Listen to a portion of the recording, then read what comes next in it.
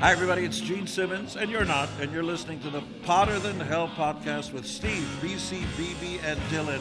But you knew that, didn't you? Ladies and gentlemen, welcome to the Potter Than Hell podcast.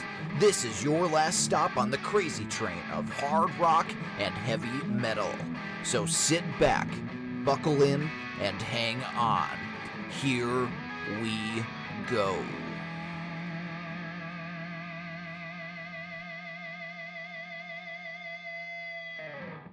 Hello, Potter Than Hellions, and welcome back to the Potter Than Hell podcast. I'm your host for this evening, Dylan, and I am joined by none of the regulars today. Everybody has decided to abandon me, except for one person who has stood by me for all these years, my girlfriend, Kristine Lewis. Kristine, how are you doing today? Hi, I'm doing really well. Thanks for having me on. Of course. It's very exciting to have you on the podcast. Of course, we had you participate in one of the podcast episodes where we had our significant others place in songs for us to listen to in a mystery playlist. Yeah. And we heard from you then. There were some songs that people liked, some people did not, but it was a very fun situation. And I figured give everybody a break this week, have you come in to the torture chamber and listen to some songs that I'm going to play for you. Okay. So how has your week been going? How's everything been for you? It's pretty good. We're just coming off the 4th of July, so, we're finally getting outside. Fingers crossed there's no fireworks going off in the background while we record. Right. You never know with this neighborhood. We should be clear, but you never know. Yeah, we always have Daytona Speedway going with Wayne Street, so you'll hear that at least, for sure.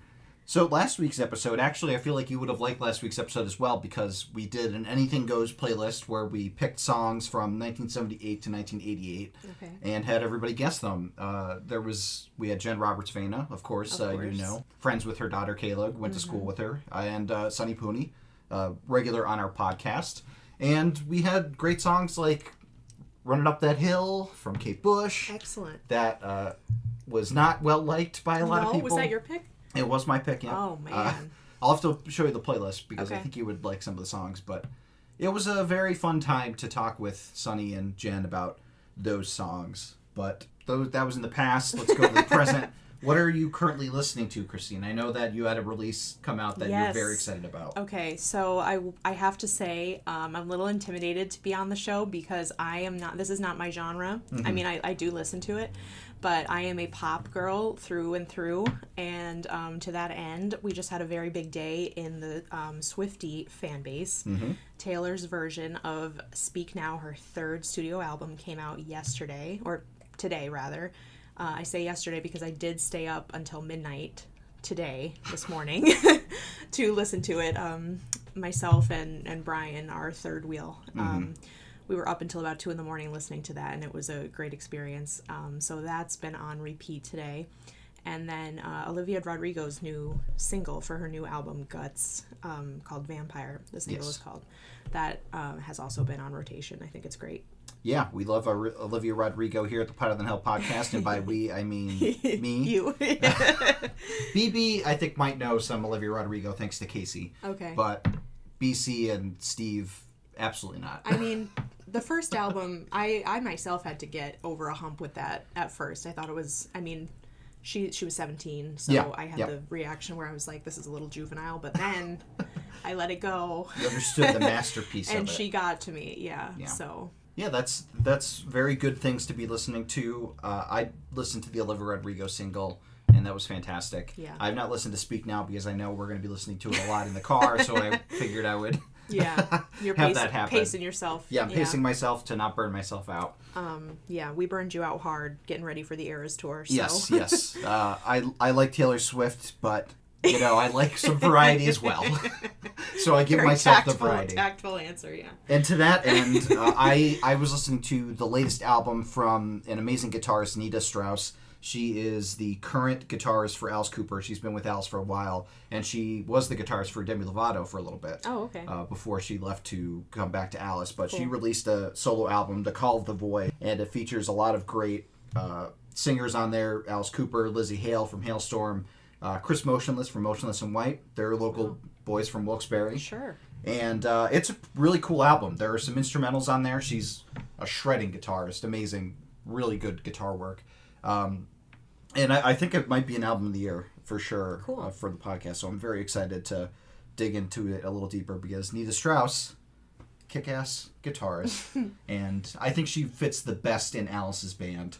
I've seen Alice Cooper 9 times at this point, and she's my favorite guitarist with him. So I'm really glad that she's doing well on that part of her career.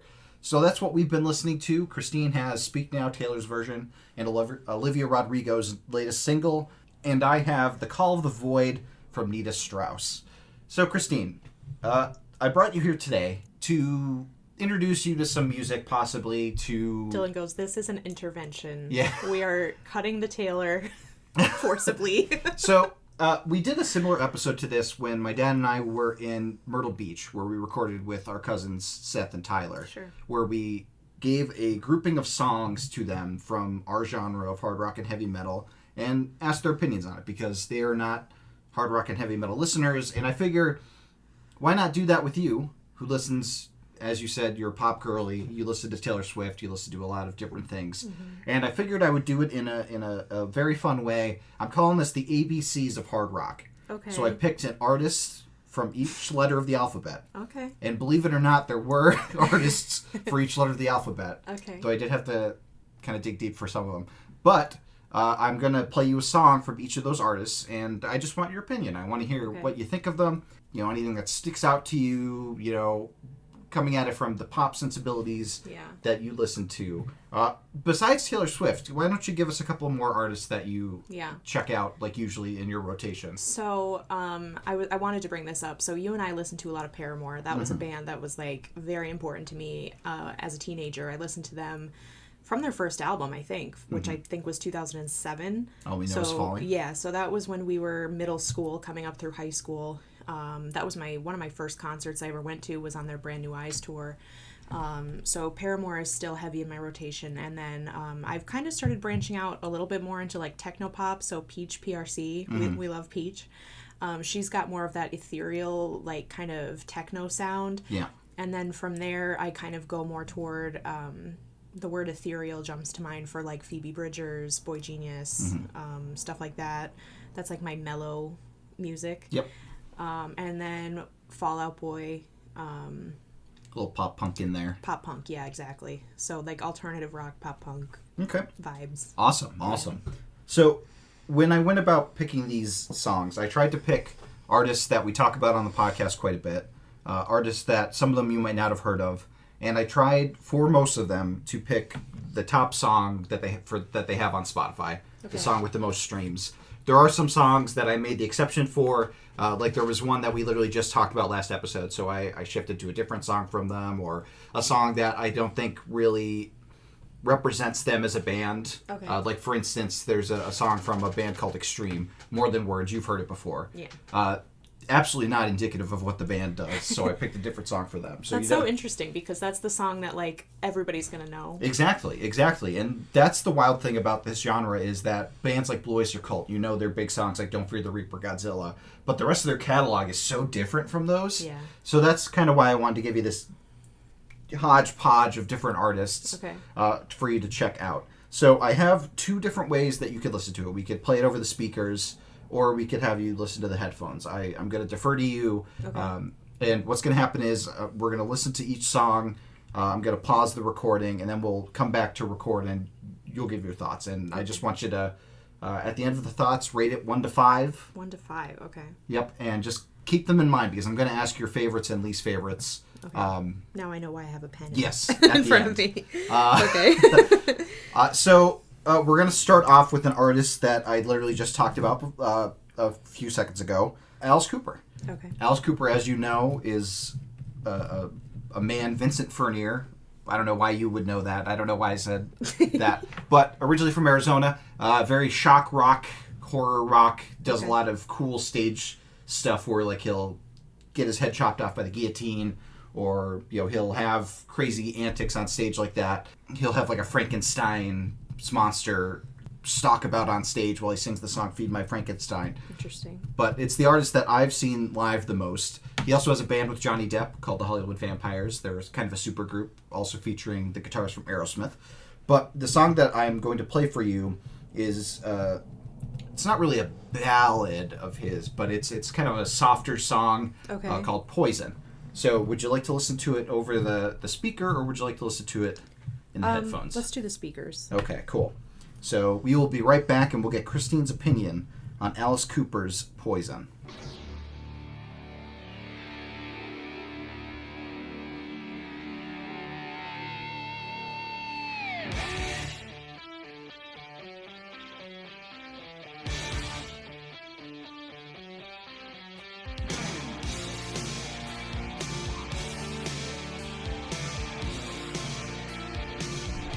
Okay, Kristine, we just finished listening to Alice Cooper's Poison. What are your thoughts? I really liked it. I really enjoyed it. Okay. I wanted to ask you, there is a band that you introduced me to that's like, I feel probably inspired by Alice Cooper, whose name I can't place right now. Okay. They do that one song. How does the song go? Oh, it was the one that was all over TikTok about... Oh, Mariana Cross? Yes. Oh, yeah, Ghost? Ghost. Yeah, they both have very theatrical... That's the word that I wrote down. I wrote down theatrical, very dramatic and like stylized voice I feel that he has, and I could almost see the smoke machine in my head. Yeah. So something that I stopped to look up when that song was playing, because it reminded me of Ghost, which we'll circle back because I think that's a controversial band on this show, if I'm not mistaken. But music like that's like makes me think about why they might write it the way that they do, because I looked up what key that song was written in, and it's in D, which I am way too far removed from my piano lessons to talk about theory, but it's just interesting when you have a band that's like so like stylized and theatrical and like into the horror scene, like why you would approach it a certain way, and like there has to be something about that key that evokes a certain feeling. And it's just, they're so similar in my head. That song really made me think of that band. So yeah, I think that's a valid comparison for sure. I'm gonna keep that nugget up here. We'll come back to that and see. But no, I really liked it. I find it interesting that you said this was like kind of a ballad, because that was heavy for me. Yeah, no, it's definitely a heavier power ballad. Yeah. I think maybe the reason I call it a ballad is kind of how elevated the chorus is. Okay. Yeah. Like with the background vocals, which I love Alice Cooper's background vocals. His band does really good, like, I love the call and response background vocals too, of like, under my skin deep in. Like, yeah. I wrote down that the vocals were like kind of orchestral. They have that swelling feeling, which is what made me think of Ghost, the band. Yes. Yeah, I really liked that one. Cool. What would you rate it out of 5? So I need a rubric here. So 5 is like what? Like my personal favorite? 5 is like 5 is like, like this would go on playlists. Okay. I would listen to this. 1 is I would seek hate this it. out. Yeah. 3 is just it's okay. 3 is like, this is good. It's okay. It's okay. All right, it's better than okay. Okay. You could do half stars as well. Oh, okay. I'll give it a 4.5. I don't want to get too ahead of myself and give a 5 immediately. But I really liked it. I would listen to that again. Awesome. We're starting out great. That's that's good. I'm interested in how you picked what you picked, because you know me so well. Yes. So the artists I picked, like I said, I wanted to pick artists that we've talked about a lot on the podcast, and some of them I picked because I genuinely want your reaction as somebody outside of our listening sphere, like what you take away from certain songs. Okay. Like the orchestral aspects of it. That's something that struck you on this listen to.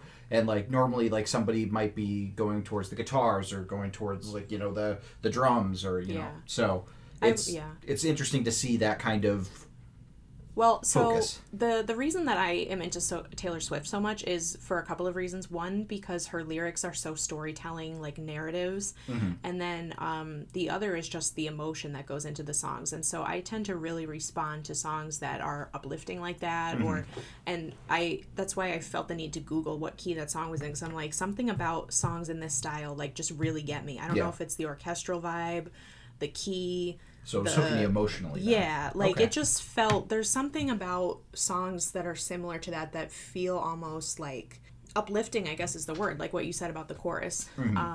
So yeah, I'm gonna be tracking that. Okay, awesome. And I think we're going into the best possible song that we could be for number 2. The artist Buckcherry. Oh God. Of course, we could not escape them on the radio back in the early aughts. 97.9X, Yeah. of course, playing that all the time. Right. And unfortunately for you, Kristine, their top song was indeed Crazy Bitch. No. So we're going to get your reaction to Crazy Bitch. Oh, and I didn't want to go there right away, but I did want to bring up, like, my fears going into this partially Yes, are like, yes.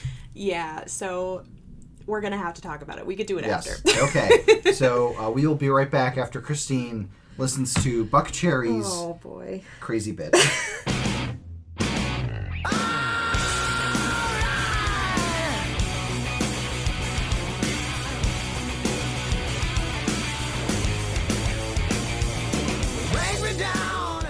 Okay. First off, I want to start by asking, how long do you think that song was? It felt like forever. Yeah, that's why I asked. Like 4 minutes? It is 3:25. Okay. Yeah. So, Yeah. close. I want to point out that the thunder and lightning started during that. Yes. So Yes. the universe does not support what just Buckcherry. happened. Yeah. I'm assuming you do not as well. No. What a 180 from Yes. the last one. That's, yeah. All right, so right away, I wrote down cool guitar, and it has that like almost twangy, not in a country way, but it's kind of like It's got a grit to it. yeah. It's kind of cool, the sound of it. I immediately started blocking out the lyrics because there's nothing to be found there. Yeah. And I don't know when that song came out or if this is just because, I have such memories of them from when we were growing up on the radio.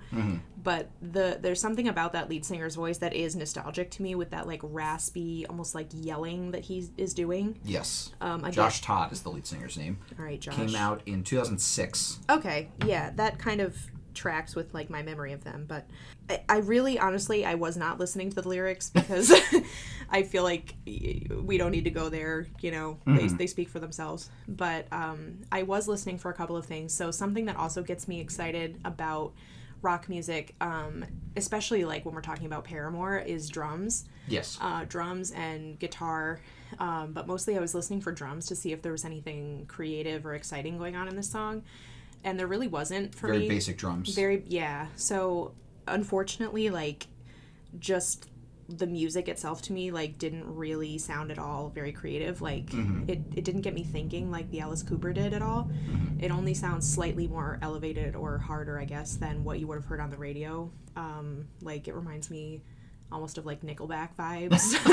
Yeah. Sorry if we have any Buckcherry fans listening. I will say, I like Buckcherry's later work. Okay. I think there's a lot of really good stuff to be found later in their catalog. Upon listening to that song again, I think the guitars are really the only thing that stick out to me. I agree. It was interesting to listen to the guitar, but otherwise, I'm not super impressed by the shock value. You know what I mean? Yeah. I didn't find much to be excited about in that song. Understandable. I do have to give it a 1. Okay. If I'm not The allowed first to one give it a star. 0. The first 1 star. Unfortunately, I mean, I'm never going to enjoy listening to something like that. That's, Yeah, and something I just learned, apparently that was inspired by Paris Hilton's sex tape.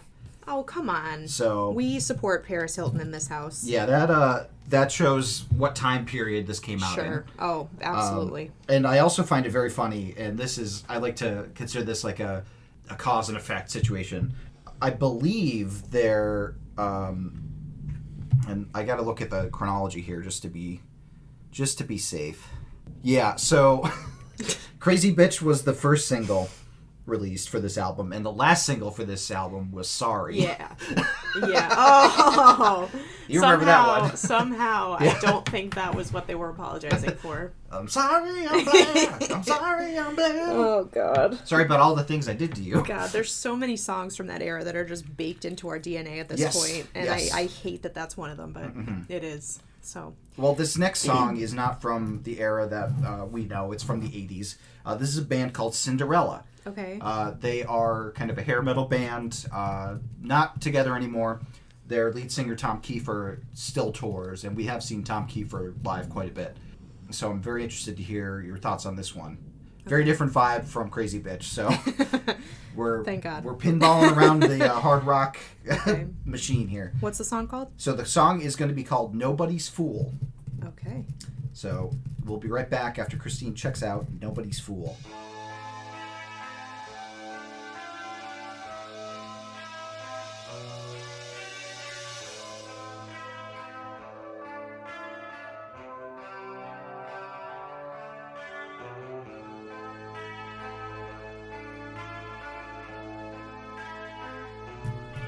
So that was Cinderella's Nobody's Fool. What'd you think of that one? Okay, all right. So I have a couple things to say about this. The first being, after seeing the album art, I really want us to incorporate some discussion here. Okay. Yes, absolutely.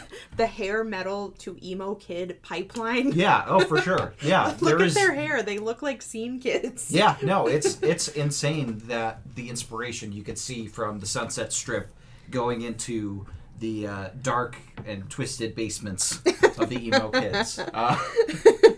For sure. The hair is out there. The eyeliner is there. Right. Yeah. So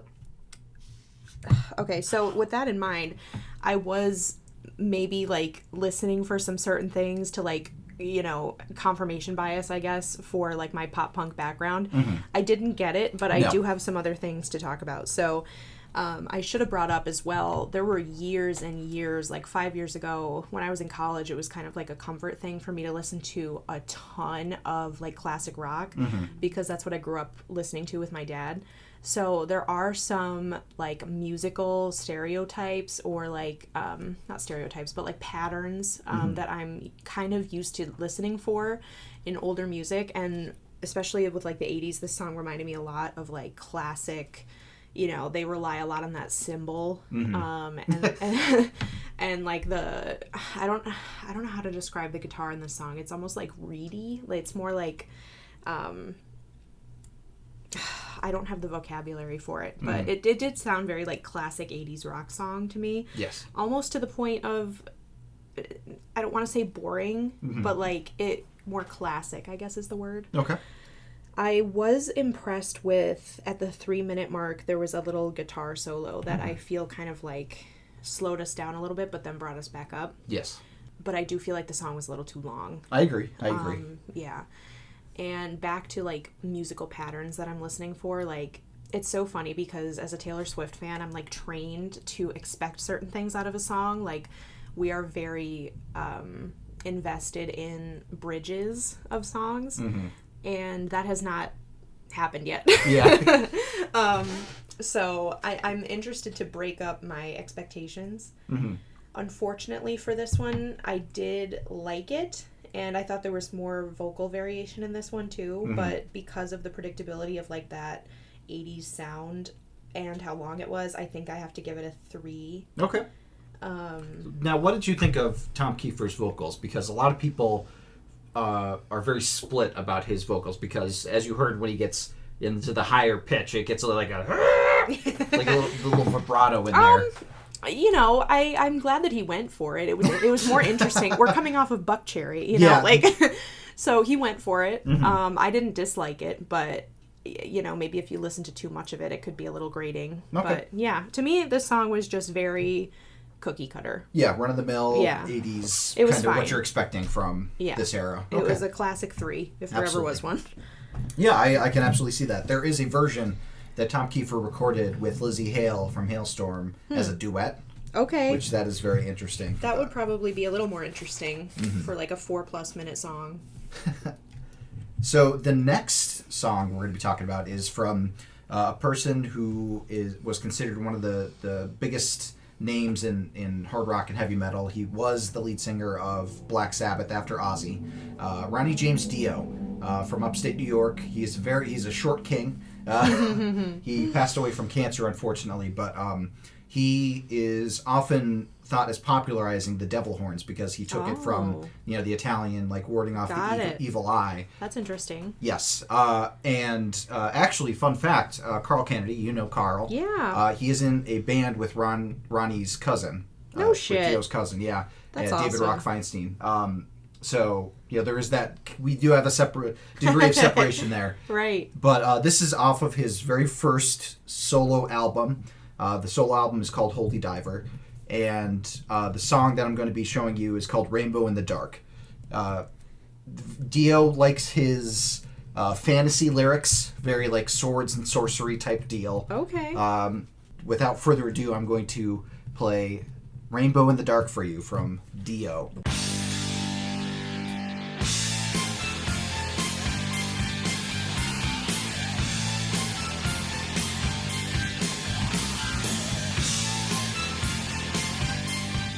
Okay, so that was the first song that you had to be replayed. What did you think of Rainbow in the Dark? Okay, so this one had me a little stumped at first, and I don't know if my expectations are getting in the way, but I'm interested in what you guys tend to hone in on when you listen to this kind of music, because I think for me, I wrote down, like, am I focusing too much on lyrics when I should be zooming out and, like, more appreciating the vibe?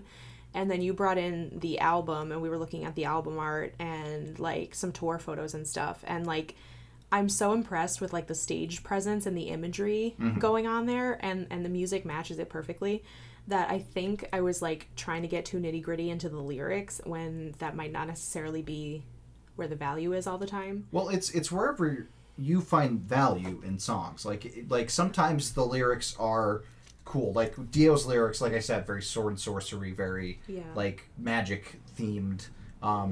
But like when I listen to hard rock, I usually am more of the instrumental guy, and I kind of vibe out the lyrics. But like it's up to individual taste, and especially this kind of song. There's so much like value, I think, in each of the individual little pieces. So like I don't think there's a place that your attention's misplaced. Okay. Yeah. I mean, so I really liked I wrote down guitar solo goes crazy. Yeah. But also, like, his vocal variation in this was fun. Mm-hmm. Like, he's doing a lot of fun stuff. He's got the little, like, spoken word bit. Yes. Dio loves doing the vocal gymnastics. And the guitarist for this album, Vivian Campbell, is currently with Def Leppard. Okay. So this is a very iconic band that he has together, because this album is considered very high on people's favorite albums lists. Really? For this genre. Okay. You got Vinny Appice or Appice. You never know how to pronounce his last name because his brother pronounces the name differently. Okay. Which is weird, but his drums go crazy. And you have Jimmy Bain on bass and keyboards, and that keyboard is iconic. Yeah. So when you said about where he like gets his inspiration from with like fantasy lyrics and stuff, I was expecting a certain vibe, and I think that it delivered on suspenseful kind of like light and dark imagery. Yes. So that was fun. And I don't know if I was influenced by looking at the album art and stuff like that, but iconic album cover. Yeah, it was cool. I think for this one, I think I'm gonna give it a 4. 4 out of 5. Yeah, I really liked it. Yes. It's hard for me to articulate what I liked about it. I think that I have an idea in my head of what this genre is like, and that was very much meeting my expectation. Yes. That being said, I have a very limited knowledge, so I don't want to use that as a baseline for anything, but I liked it. Okay, I'm glad. Yeah. It is considered a classic album by many, including myself. I love this album. I listen to a lot of the songs on the album quite a bit, and Dio is so iconic, Kristine, that he you know how people were going to do like hologram performances of like dead. He was one of the celebrities that was pitched to have a hologram performance. Isn't it crazy that I've like never heard of a lot of this stuff? Yeah, well, no, it's not crazy, but like I haven't heard of a lot of like country people. So yeah, I don't know. I feel like that was it's a hole that I'm glad that we're spending time talking about. But I wanted to add on too, when I saw the album cover at first, the first thing it reminded me of was my dad is really big into Meatloaf. Yeah, very bad out of hell. Very bad out of hell. Yeah. And I was like, oh God. But this managed to fulfill my expectations, but it wasn't corny. Yes. Dio could get very corny sometimes. I was kind of expecting it when you said about the fantasy lyrics and inspiration, but it wasn't. I mean, I didn't find this one to be overly so. I think that Dio's brand of corniness is endearing. And it's like the kind of corniness it often is. Yeah. I find corniness to be cute, but yeah, like he talks about like riding the tigers. You can see his stripes, but he's mean. That kind of like. So he gets corny with his lyrics, but I think his delivery sells it. Like he's not taking himself too seriously, but like it was a strong presence. Yeah. Yeah. With the vocal variations he was doing, he knows what he's doing, and I could tell that he was having fun with it. Yes. Yeah, so I liked it. Okay, cool. So the next band we're going to be talking about is Extreme. So you've heard More Than Words. Saying I love Of course. you. Of course, Andy Bernard did a duet with with his dad at a wedding awkwardly until it was usurped by Josh Groban. This song that I'm going to play is not that vibe at all. You will soon find. That song was off of More Than Words was off of their second album, which is called Porno Graffiti. This album is self-titled. It was their first album. This song was featured in Bill and Ted's Excellent Adventure. Okay. Great movie. It's called Play With Me, and it was the hardest song on Guitar Hero Rocks the 80s, if that tells you anything. Okay. So we're going to be right back after Kristine listens to Extreme's Play With Me.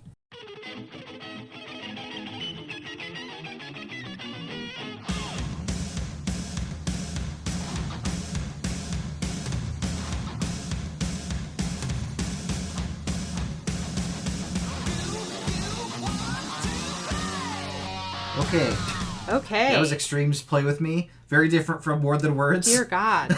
Yeah. Did you say this was off their first album? This was off their first album. The last song on their first album. Wow. Okay. That was a good place for it. You asked if I was ready. I was not. Yeah. As we were listening, I looked up the tempo of that song just out of sheer curiosity. Yeah. It is 200 beats per minute. Mm-hmm. The average pop beat per minute tempo is 100. Yeah, so it's double. It was double. I find it hard to believe that it is physically possible to play the guitar that fast. Yeah, Nuno Betancourt, the guitarist for Extreme, is a legend.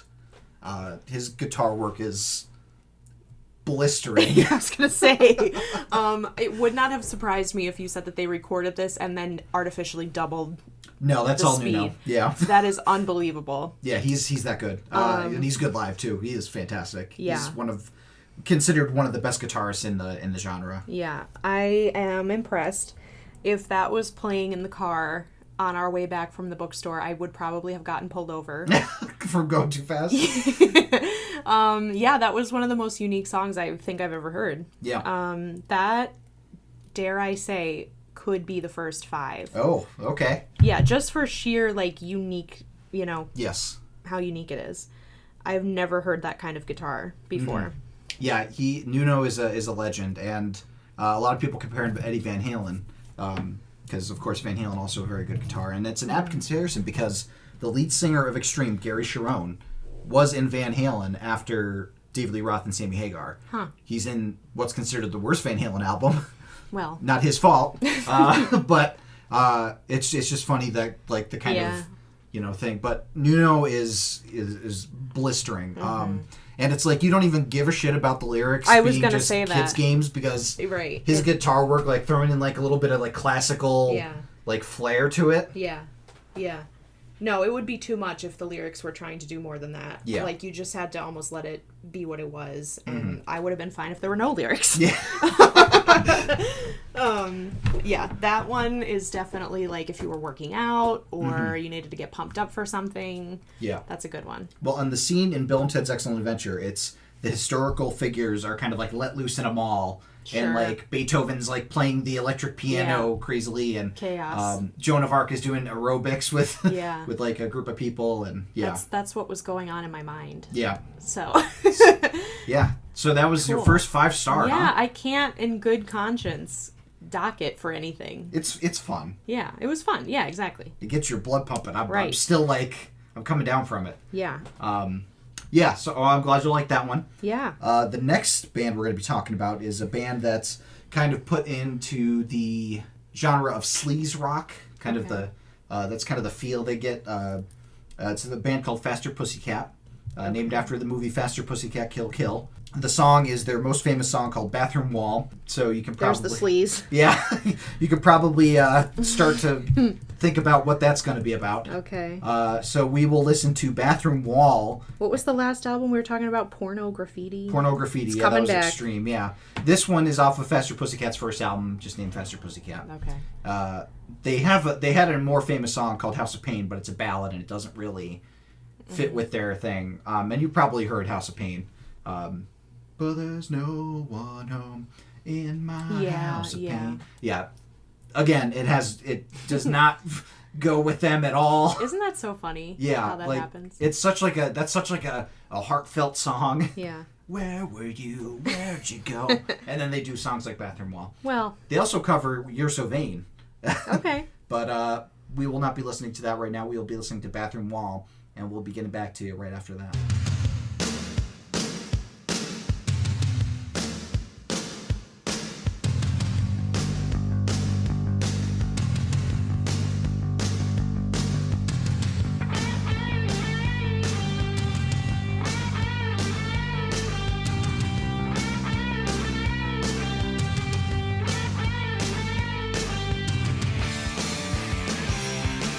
That was Bathroom Wall, a very classic rock and roll inspired song from Faster Pussycat. What did you think? Okay, so I liked the drums right off the bat. Oh yeah, iconic drum intro. Yeah, I do have to say that like the bass and the guitar in this almost it's so hard when something fits your expectations of what the genre is, because it's like, is it comforting in the sense that it's classic or is it boring? Mm-hmm. And this song I feel like I've heard a million times on movie soundtracks and stuff like that. And I don't know why I feel that's the case, but like there wasn't anything that stuck out to me in that sense. I enjoyed the drums. Mm-hmm.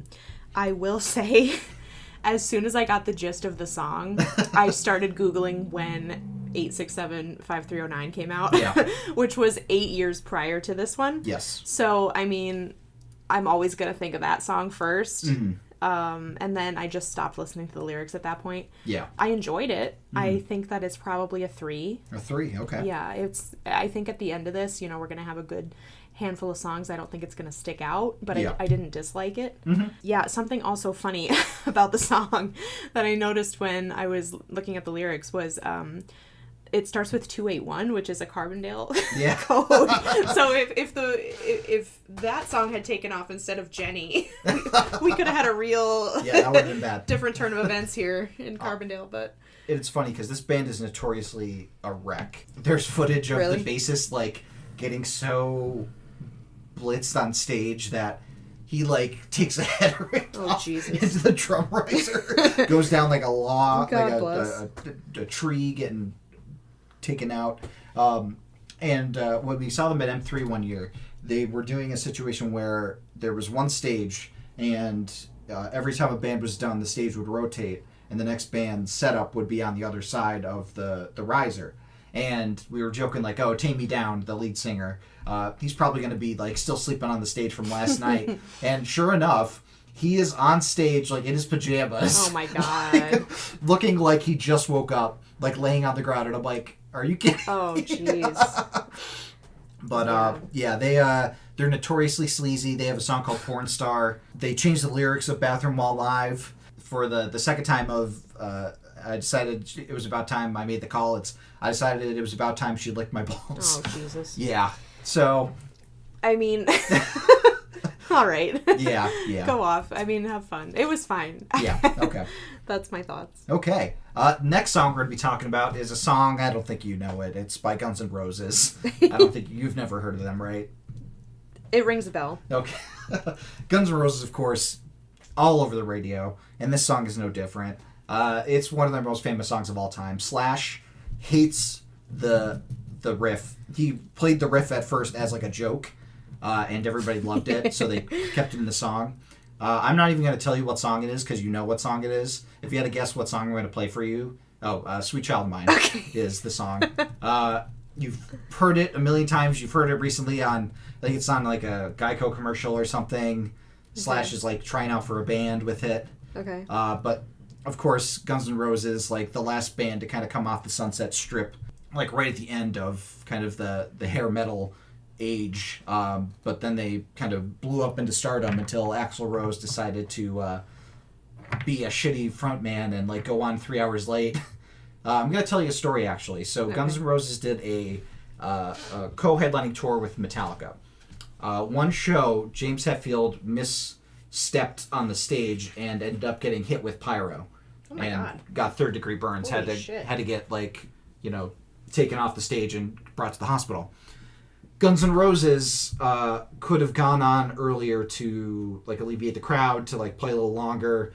They went on 3 hours later than they were supposed to start. Holy fuck. And then Axl left the stage 45 minutes into the set. The crowd rioted. That is so disrespectful. Yeah, Axl is a diva. He's getting better, thankfully. And honestly, how long has their career been going on? Like, well, it's I believe the Appetite for Destruction came out in '89. yeah, I mean, you got to grow up sometime. That's... Yeah.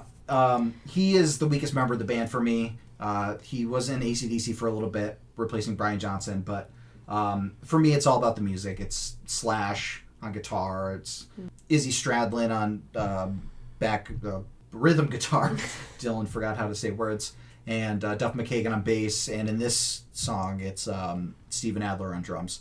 But Sweet Child of Mine, iconic song. We're going to play it just in case you don't remember the details. Okay. So here we go.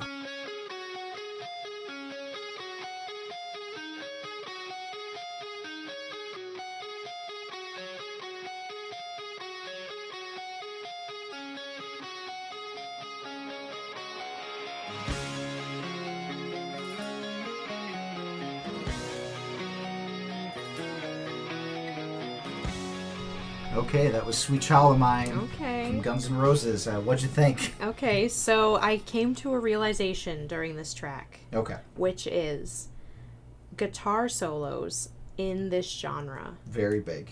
are, to this genre, what lyrically destructive bridges are to specifically Taylor Swift, but Yes. also like contemporary pop. I think that that's a very apt comparison. Yes. Yeah, and I have started to get the feeling that the time block that is reserved for the guitar solo is often The bridge. the bridge, and it's also like I can't think right now which song it reminded me of that we just listened to, but it's almost like they're using it in the same way. It's like a non-verbal storytelling kind of bit where it could start really slow, kind of bring you down a bit to hype you back up, or if you're already hyped up, it keeps you there. Yep. So Like that's Don't Stop Me Now, like the lead up to the guitar solo as like an Yeah. emotional release. right. So that was interesting, which also led to the more obvious realization that I had during this track, which is if you don't have an amazing guitarist or an at least somewhat adventurous vocalist, you are not going to be impressive in this genre. A lot of competition. Yeah. So I really liked it. I think it's a 5. Just I can't think of something to knock it for.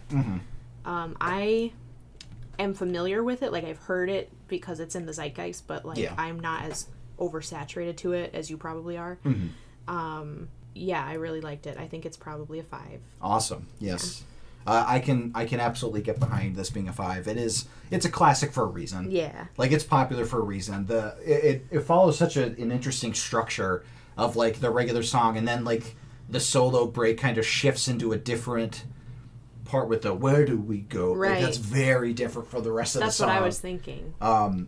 So I just think for that alone, it's, and like I Appetite for Destruction is so well produced because you could hear the bass really well on this Yeah. album, and Steven Adler's drums are just like, I don't want to call them basic, but like they're the kind of drums that like it's instinctual. Like you're like, as you're doing air drums, like Yeah. he goes for the same fills you go for. Well, and that's not always the case, so Yeah. it's very satisfying. I did also want to say too, like just lyrically and the vibe of the song is almost nostalgic for me in a way, even though I'm not as familiar with it because it to me is just so much reminds me of the stuff my dad would listen to, like the love ballads and stuff like that. Yeah. So I can see it fitting in there with its contemporaries as well. And it's great because there's another song on this album called Mr. Brownstone that's talking about heroin.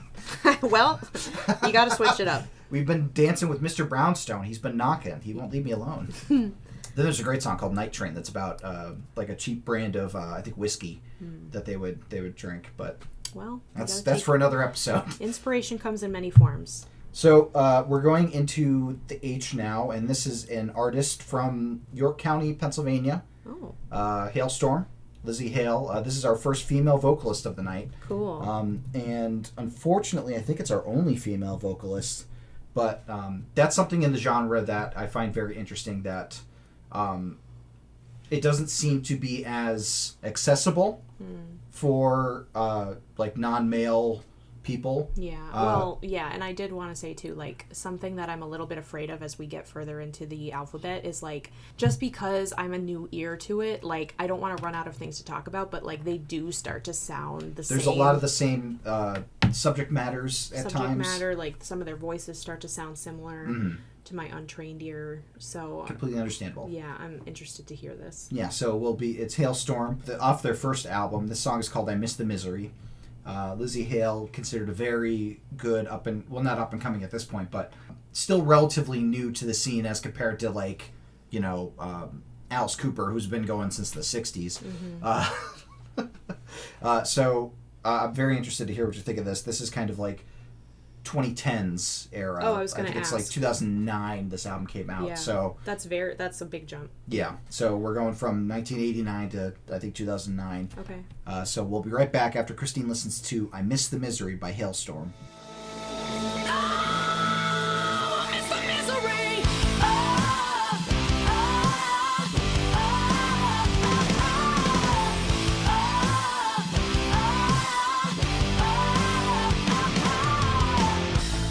Okay, that was Miss the Misery from Hailstorm. What'd you think of that one? I loved it. Yeah. I loved it. Yeah, I mean, I think that I was, like, ready for a female voice after, I think, 7 previous tracks. But something that I wanted to touch on immediately was the lyrics in this one, for me, painted a much clearer picture of a mood right away, whereas some other previous songs, like, I started asking you if I was focusing on the wrong thing, because I think sometimes the lyrics are more like word salad, like trying to go for like abstract vibes. This one was like, I know exactly what she's going for. It's a microcosm, like it's not a sweeping narrative, but like I know exactly the situation she's talking about. That for me is always going to be more rewarding in a song if I can rock out to it, but also like if you choose to pay attention to the lyrics, it's, you know, sharp and clear in that way.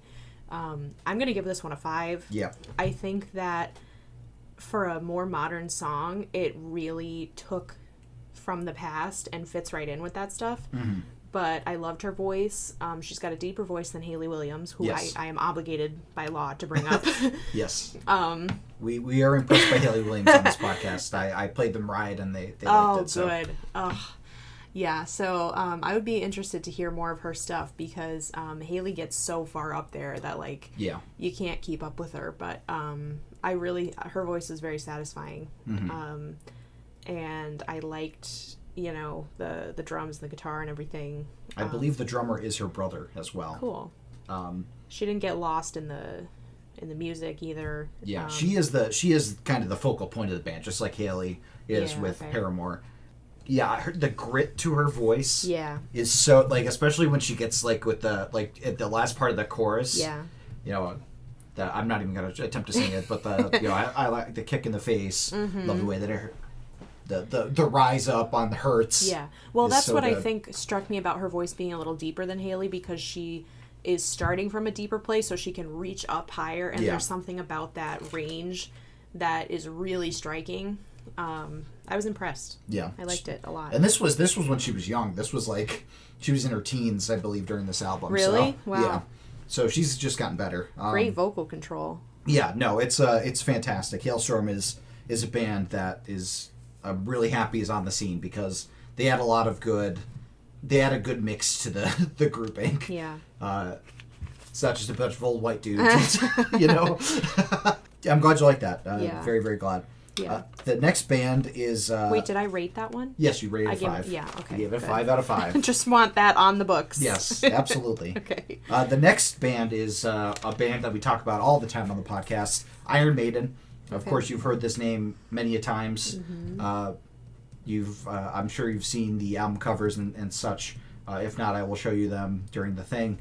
This is a song called The Trooper that Iron Maiden is a band that has a lot of literary references and historical references in their thing. They had a song that was basically the plot of Dune, but they had I find that so interesting. I love that. They had a song about Icarus, but this one is about the charge of the Light Brigade during the Crimean War. So they actually had a song, Kristine, that takes passages from and is about the Rime of the Ancient Mariner. I knew that. I did know that.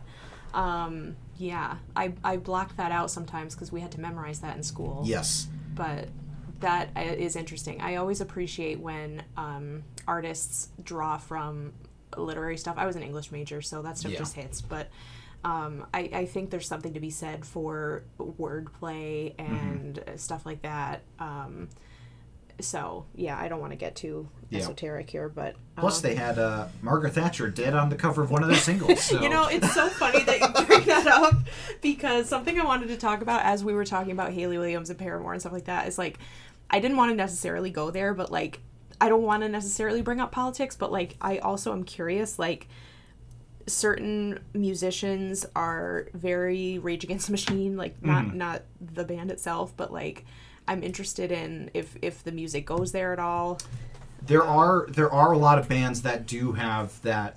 They do wear their political hearts on their sleeve, so to speak. Megadeth is one of those bands that kind of goes there, where they do talk about kind of modern politics or modern, when the songs came out. So it does happen in hard rock and heavy metal. Yeah. And the spectrum does kind of shift. There's a lot of conservative. There's a lot of liberal. Yeah. So it is kind of interesting to see that breadth of it in the one genre. So there are artists that go there. I'm not sure if we have any on the playlist that specifically go into it. I just thought I would ask because so far the songs haven't gone there, and it's like... Actually, there is at least one that kind of goes into I mean, it's such current an events. Yeah, okay. Yeah, I mean, current events are such an obvious thing to be inspired by, so I was surprised it hadn't come up yet, but I mean... Yes.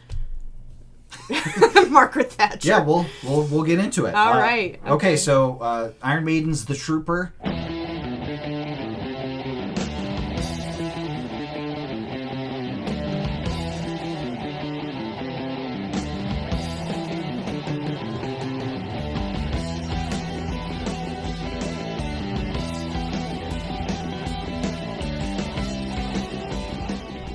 That was Iron Maiden, The Trooper. What'd you think of that one? Okay, I mean, this is easily for me the most thought-provoking track on the list, and if the rest of their music is like this, I'm gonna have to dive in because. Wow. So I find it hard to rate it because I mean we might as well talk about it. Yeah. But I'm glad you gave me the primer that they are inspired by literary and historical references because this is obviously a big one.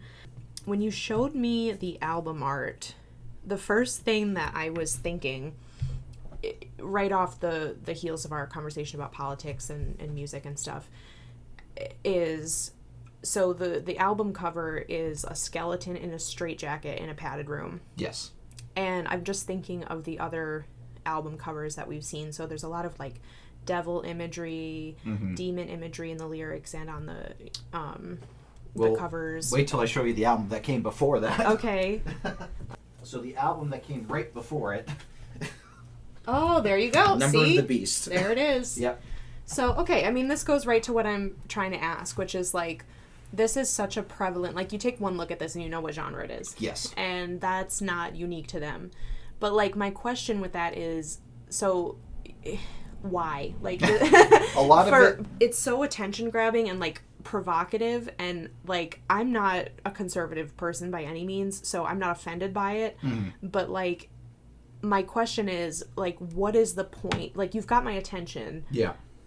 what are you going to do with it? Mm-hmm. And I thought this song was so interesting because, first of all, I love any band, book, poem that gets me on the Wikipedia article for the Ottoman Empire. Makes you look into it, yeah. I'm learning. I feel like I'm learning.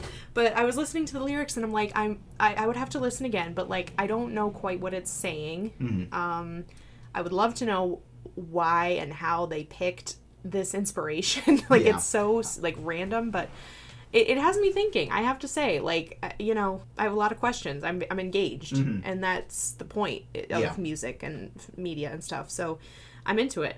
I think I have to give it a 5 for that reason if I'm going to rate it. Very cool. I could probably talk the rest of this episode about that. I'll have to bring it back on for Iron Maiden because they have a song about there was a British disaster similar to the Hindenburg, the R101, I believe, was the thing. And they have a whole song about that. And at one point, and they basically like kind of tell the story of the blimp crashing.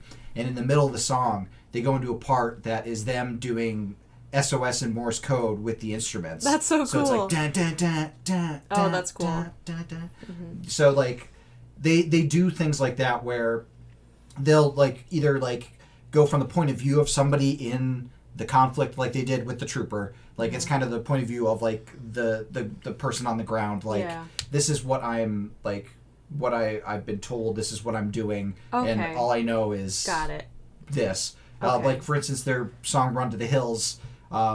It starts off from the point of view of like I believe it's the American Indians. It's about. It starts off from the point of view of the American Indian. And then it goes into the point of view of like the, you know, like cavalry charging against them. Wow, that's so interesting. It like shifts POVs with that. Yeah.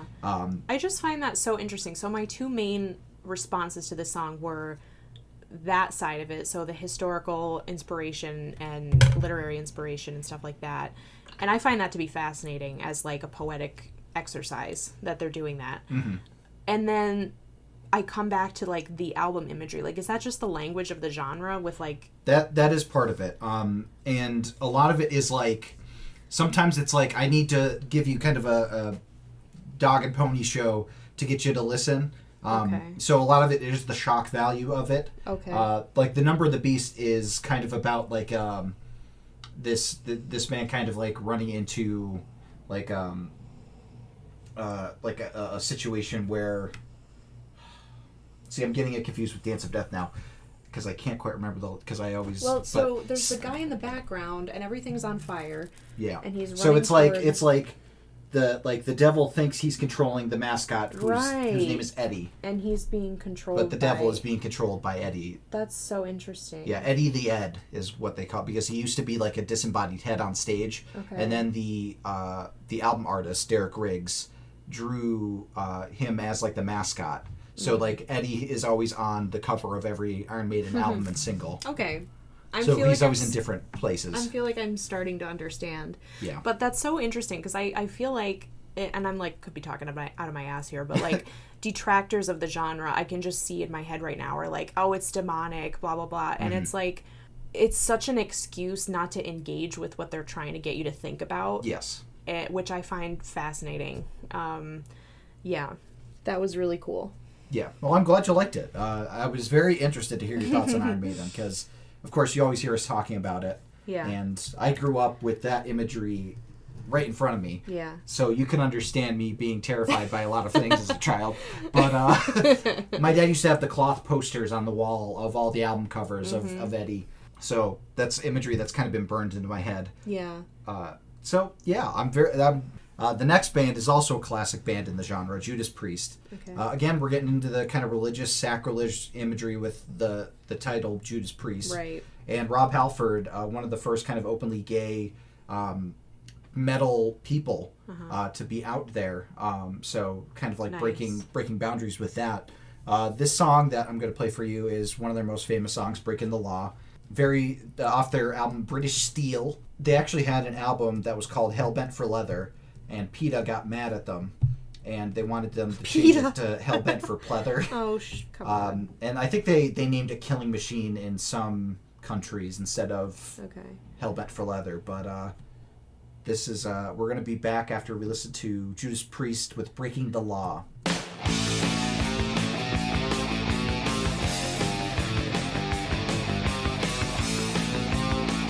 Okay, Breaking the Law from Judas Priest. What'd you think of that one? This is so funny how this is working out, and like one song is like leading into the next with like my train of thought. So this one's a 5 for me. Awesome. And I do want to build on a point we were just talking about previously with the provocative imagery, like lyrics and stuff like that. I do want to say that, like, I believe that being provocative for the sake of it is valid, and because it gets your attention. Yeah. And then, like, this song had I was fascinated by what this song was doing. So I was already primed for a little bit of a rebellious spirit when you were telling me about, we were talking about their band name being provocative. Then you've got the song title. So like you kind of already know going in what it's going to be, and that it is what I expected.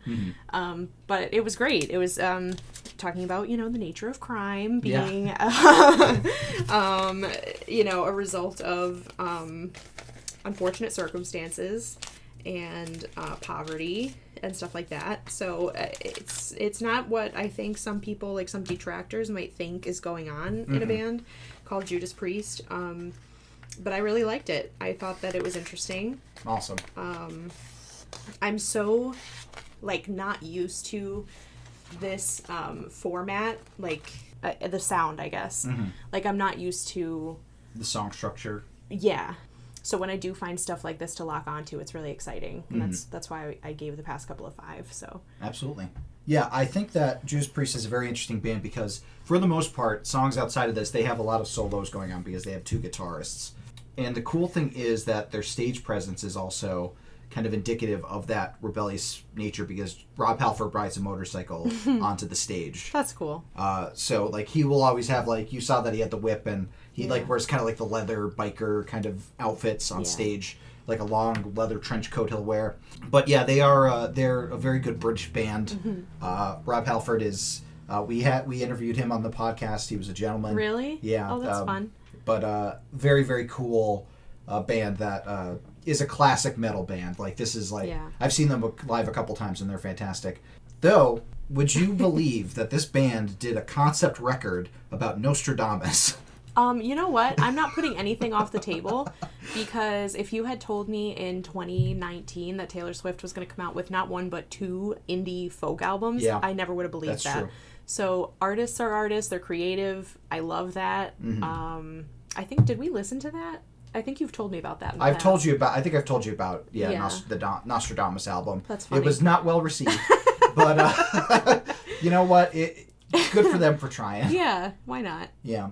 So the next band, I don't think you've ever heard of them, and we are not in any way surrounded by a bunch of merchandise for this band. Oh, are we on K? We're on K. Yes. So we're going to be talking about Kiss. Okay. I was debating what Kiss song to play for you, and I was originally going to play I Was Made for Loving You, and actually that's what's written down, that's what's on the playlist. But I think you've heard that before, Disco Kiss. It's possible. And I think I'm going to play for you the song that has your namesake, though it has a CH instead of a K. Well, I'm docking points for that. Yeah, no, I right figured off the you bat. would. No 5s for you. Because I'm very interested to hear your thoughts on that song. Is it called Kristine? It's called Kristine 16. Okay. So, you can maybe start to picture what it's going to be about. So we will be right back after Kristine 28, listens to Kristine 16.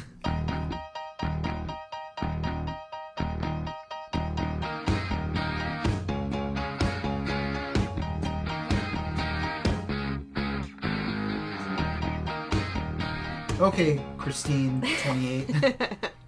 What'd you think of that one? Okay, so this one, I can only describe what happened while listening to it as the Buckcherry effect, in that you have to completely block out the lyrics to appreciate it.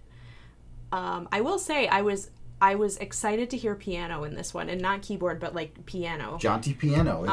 I love it. Yeah, I am a piano fan regardless of genre. If I hear a piano, I'm going to be happy. I used to play it, so it just makes me happy to hear it. Technically, on technical levels, I feel like I can't fault Kiss. Like that, it was good. Like I have to give it to them. Musically, it was good. Yeah, it was. Was it grating to hear my name over and over again? A little. A little. Yeah, I mean, I don't.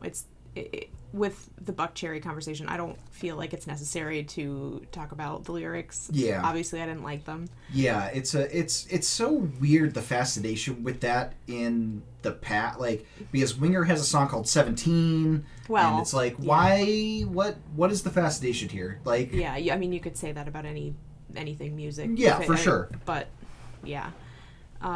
It's like, we could have went without that. We could have, and it's unfortunate because now I feel like I have very little to say about the song because it's like, yeah, the music was good. Yeah. What else am I supposed to say? You know. Yeah. So. What would you like to rate it? I'll give it a 3. Give it a 3. Okay. 2.5 for the CH. Yeah, I was gonna say. Yeah. Yeah. I can't forgive that. Yeah, that's a lot. Very, very bad. But the next artist we're going to be talking about, a band called Lynch Mob. They were formed by the ex-guitarist from Dokken, George Lynch, hence the name Lynch Mob. And they, he's a very good guitarist. Actually, he was a big inspiration for Joey Falbo, one of our friends. Wow. He was one of Joey's guitarists that he looked up to. Who's this again? George Lynch. He was the guitarist for Dokken, which was a very famous 80s hair metal band that I was going to put on the list, but I put Dio instead. Okay. So I put Lynch Mob just so you can get a little glimpse of George, because he's a very good guitarist and very cool sounding thing. So I'm very interested to hear what you think about the song Wicked Sensation from Lynch Mob.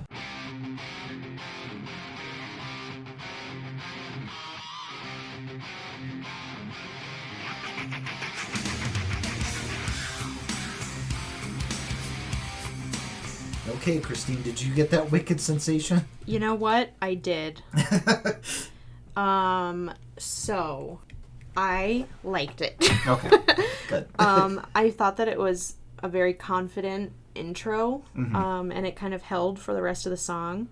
That's how I feel about most of these songs, actually, which I've been impressed by. And I did want to point out this one. I feel like some of the tracks we've listened to, like, are in a higher register, or the guitar is a little more high-pitched. I liked that this one had, like, a deeper register because I felt like it matched the lead singer's voice a little bit better. Yeah. It sounded a little richer, so I liked that. And plus, it made for the more dramatic riffs that were higher, a little more impactful. So it was fun. Nice. Yeah. I would probably give this one a 3.5. 3.5. Yeah, it was fine. The thing that I think I'm discovering the further we get is, like, they just sound the same. I could absolutely see that. Like, there's only so many ways to do a guitar solo. Okay. In my mind. Yes, so the guitar solos are kind of blended together. They are. Okay. Which is, like, why I think, like, lyrical bridges to me are so distinct, because they're so specific and, like, They give you a little bit of a break in the action, a little respite. Yeah. And it's usually another, like, late stage opportunity for some really punchy lyricism or imagery or something like that. And I just feel like the guitar starts to sound the same. Like, it's exciting. I mean, especially if you were live, like, that would be amazing. It was great live. Yeah. I think a lot of this stuff just sounds the same. Okay. That's absolutely fair. I like it. But yeah. No, I get you. That's how I feel. We're starting to get to the turning point, which is good because we're halfway there. We got one more song to cover in this half. I don't know if that's an offensive thing to say. No, I don't think it is. I think that's a valid opinion that you have. I feel the same way about, like, Phoebe Bridgers and, like, a lot of her peers. Yeah. No, I completely like just the sad girl kind of sad girl music. Yeah. And that's why together. I don't listen to a ton of that. It's just I have to be in a specific mood to go to certain things, and when I do, it's gonna hit. Yeah. But and I guess that's why I don't gravitate to certain genres and stuff, because to me it just sounds the same. But okay. Yeah. Very fair. Very fair. I agree with you for sure. That some of the genre can blend together. There's a genre, a section of the genre called power metal that I don't really have anything from power metal in this, but all those kind of blend together for me. So that's absolutely a fair thing to say, I would say. Yeah. So we're going to go into the last song of the first half, Chickie. We're at M. Okay. Are you ready? I think so. So it's Motley Crue. Okay. You've heard of this band before. This is a song that Dwight Schrute actually used to get pumped up. Oh my in God. One of the episodes of The Office, where he told Jim to leave the keys for his Firebird. So this song is about Nicky Sixx, the bassist.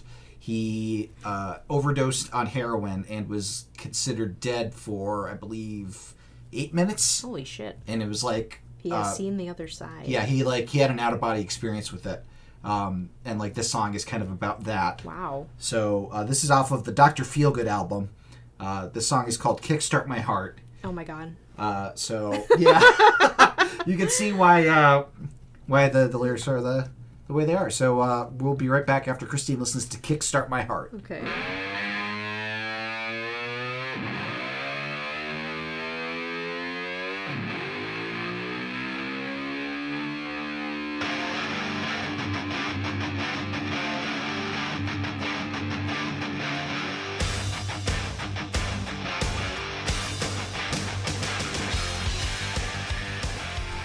Okay, was your heart kick-started, Kristine? I feel like it was. 10 out of 10. That would pump me up to sell some paper. I don't know that it would bring me back from the dead, Okay. but, it's a possibility, Yeah, never know until it happens. I'm going to give that a 4.5. 4.5, nice.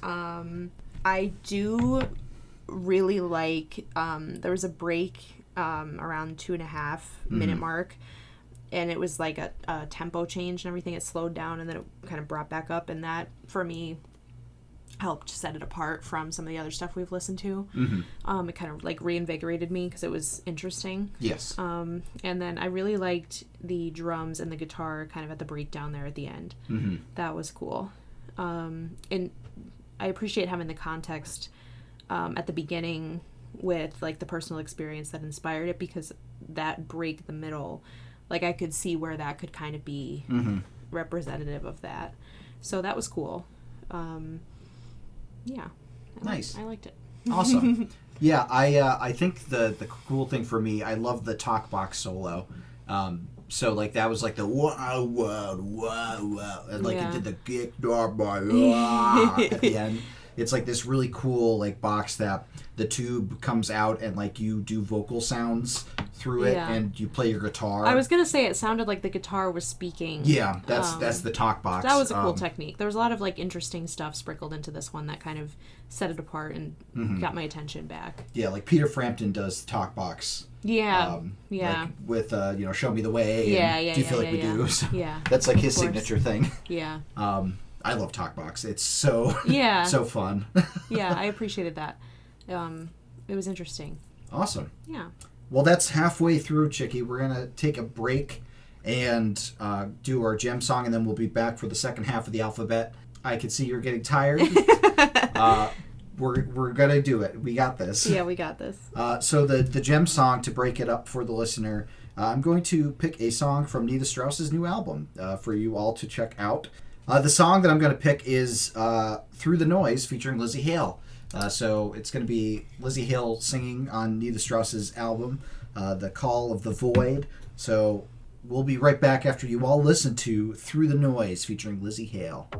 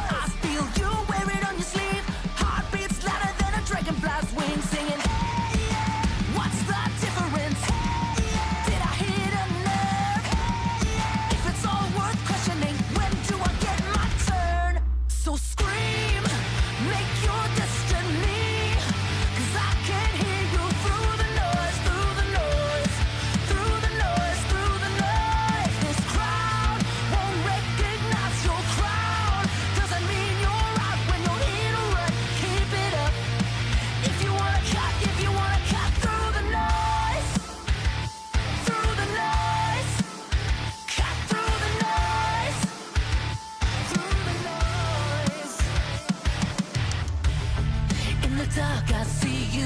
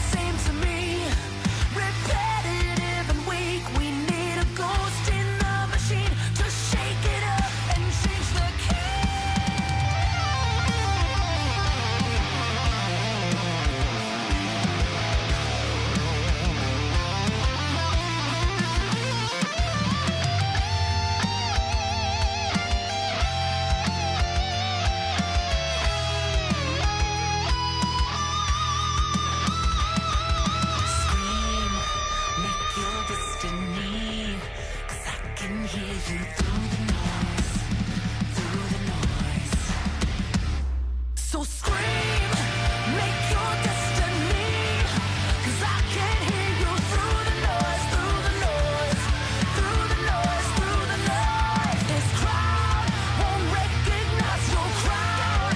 Doesn't mean you're right when you're in a rut. Keep it up. If you wanna cut through the noise, through the noise, cut through the noise, through the noise.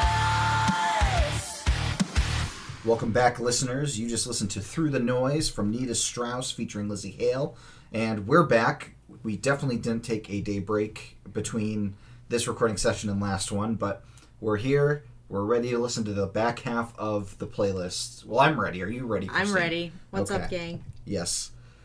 So we're on the N's in the alphabet. We're going N through Z. The N artist that I brought up is a band that you may have heard of before, Night Ranger. You might have heard their song Sister Christian. You're motoring. Oh, sure. What's your Yeah. price? Yeah, that's them. I did not pick that song. Of course, that's their most popular song on Spotify. But I picked a song called Don't Tell Me You Love Me off of their debut album, which is called Dawn Patrol. This is a very good song, in my opinion. Very good band. Had you, besides Sister Christian, had you heard of Night Ranger before? Not really. Just like you mentioning them, but Mm-hmm. I couldn't tell you more of their songs. Okay. Yeah. So we'll go into listening to Don't Tell Me You Love Me, and we'll get your opinion right after that. Okay.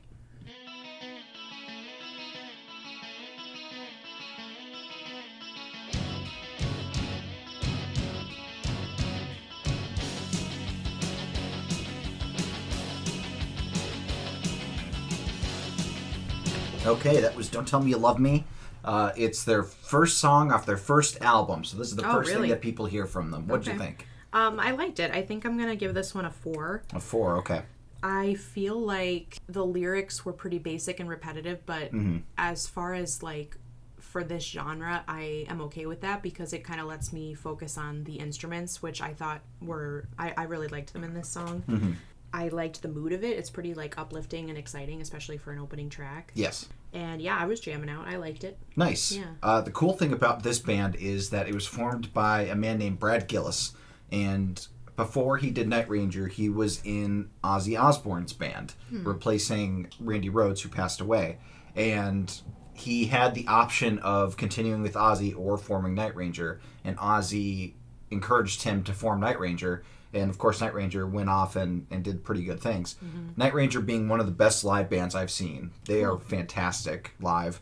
And it's cool because the bassist, Jack Blades, and the drummer, Carrie Kelly, sing. So they're like Okay. the two singers. The drummer sings Sister Christian. So Okay. he's the main singer That's for cool. that. And he'll come out from the drum register to sing that. My dad hates that. But Why? he just like finds it a little bit much. That I think that's a really good song to introduce Night Ranger. They have a lot of really rockin' songs like that. There's a song called "You Could Still Rock in America." It's not as Why not? Yeah. yeah, it's not as patriotic as you would think it is. It's just kind of like it's not like we're saluting the flag. It's just you could still rock in You America. still could. Oh, Why oh not? yeah, all right. But speaking of Ozzy Osbourne, we're on to O, so of course I had to Okay. pick Ozzy Osbourne. Started out with Black Sabbath, and then went solo with his debut solo album Blizzard of Oz. Got And it had a lot of his famous tracks, and of course I'm going to play one of those famous tracks for you right now. You've definitely heard this track before. Plays at every baseball game. It's on the radio all the time. I even quote it in the intro to the podcast, on this crazy train of hard rock and heavy metal. Okay. So All we're going to right. listen to Crazy Train from Ozzy Osbourne and get your opinion after that. Okay.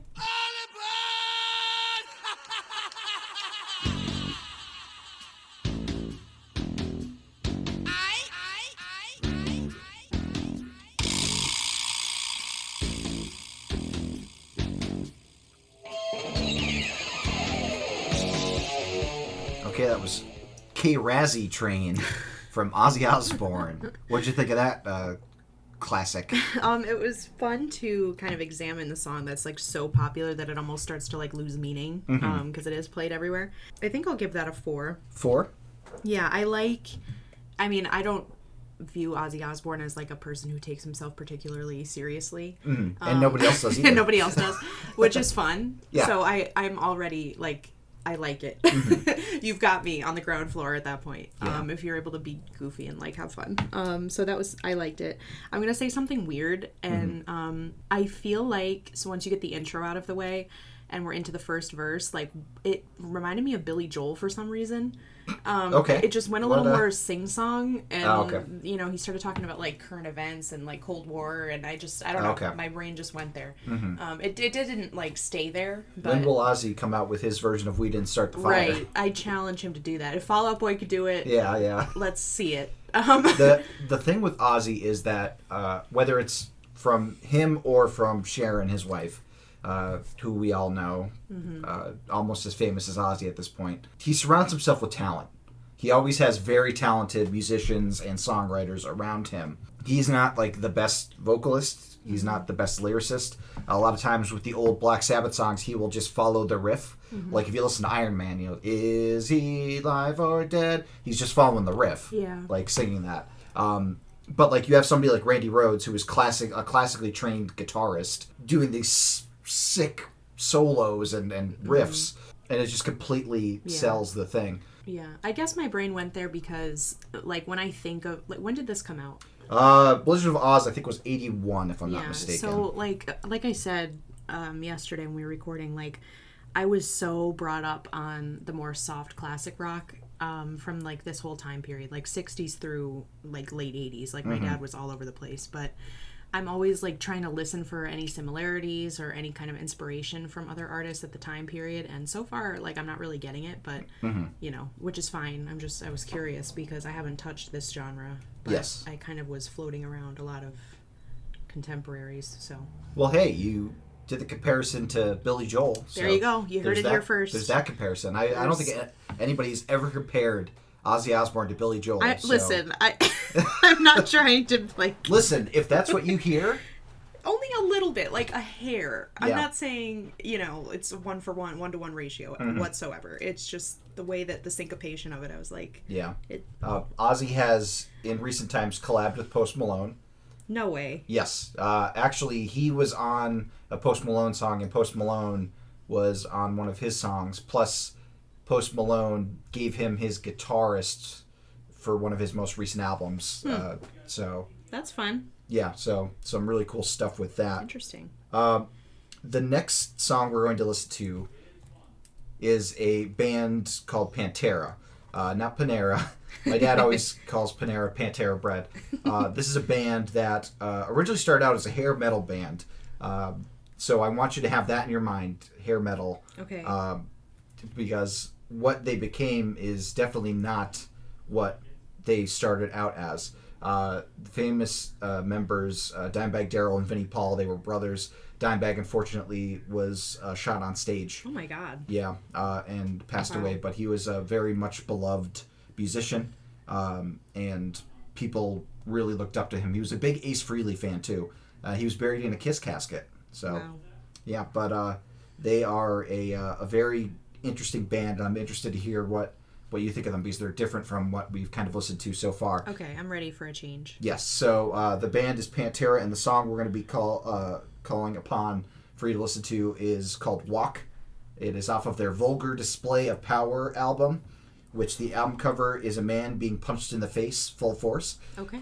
So Why not? Yeah, we'll be right back after Kristine listens to Walk.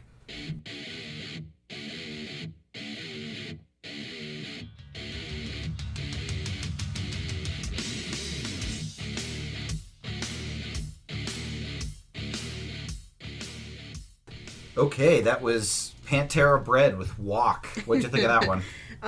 So I think that this one is like a 2.5 or a 3. Okay. And I'll tell you why. So I liked it though. I did. I feel like it would be a really cool like walk-up song and like for like a baseball player. Well, and I was looking up whether it was, because I Really? thought that as well. It has been used by 2 players, either as a walk-up song for batting or as pitching. Vinny Pastano from the Los Angeles Angels used it for walk-up song for pitching, along with Welcome Home from Pantera, from Coheed and Cambria, which is a great song. and Eric Hinsky from the Arizona Diamondbacks used it for first base. Interesting. So, thank you, PlateMusic.com. I also feel like it would make a cool like needle drop in like a movie or a show or something. Like it's got that kind of like punk feeling to it and like almost screamo at times. Yeah. So I thought it was like cool in that sense. I do want to point out, I feel like I didn't realize I had this preconceived notion, but I expected a lot more of these songs to be angry, and they're really not. Like this one was more than the rest. Pantera's a very angry band, as you could tell by the album Right. cover. The first song on that album is called Mouth for War. Okay, So this is the vibe. Yeah. Yeah, so it was cool, but like most of the songs so far, and this could just be like the ones that you've picked, but they're more like uplifting, you kind of like Yes. jam out kind of deal. So this one also, I kind of felt like that backbeat went on a little too long. Like it made for like a longer feeling song because there was like very little variation with it.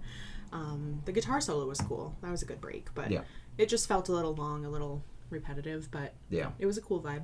Yeah, Pantera is always a band that I put on what I like to call my zombie killing playlist. Like if There you you're in go. the apocalypse, Exactly. running down deadheads and that kind of thing. They have a song called "Fucking Hostile." That's just like a fast-paced song the whole time. I believe it. The next song and band is kind of a very different vibe from Pantera, so we're hopping all over the place. It's a band called Queensryche, and the song that I'm going to play for you is called "Jet City Woman." Now, you have definitely heard a Queensryche song before, "Silent Lucidity." I believe it was used in an episode of Supernatural. Oh, God. It was one of the werewolf episodes, maybe, and like a person, I think at the end, had to like die or something, and Could that be. song was played, but it's more of a ballad.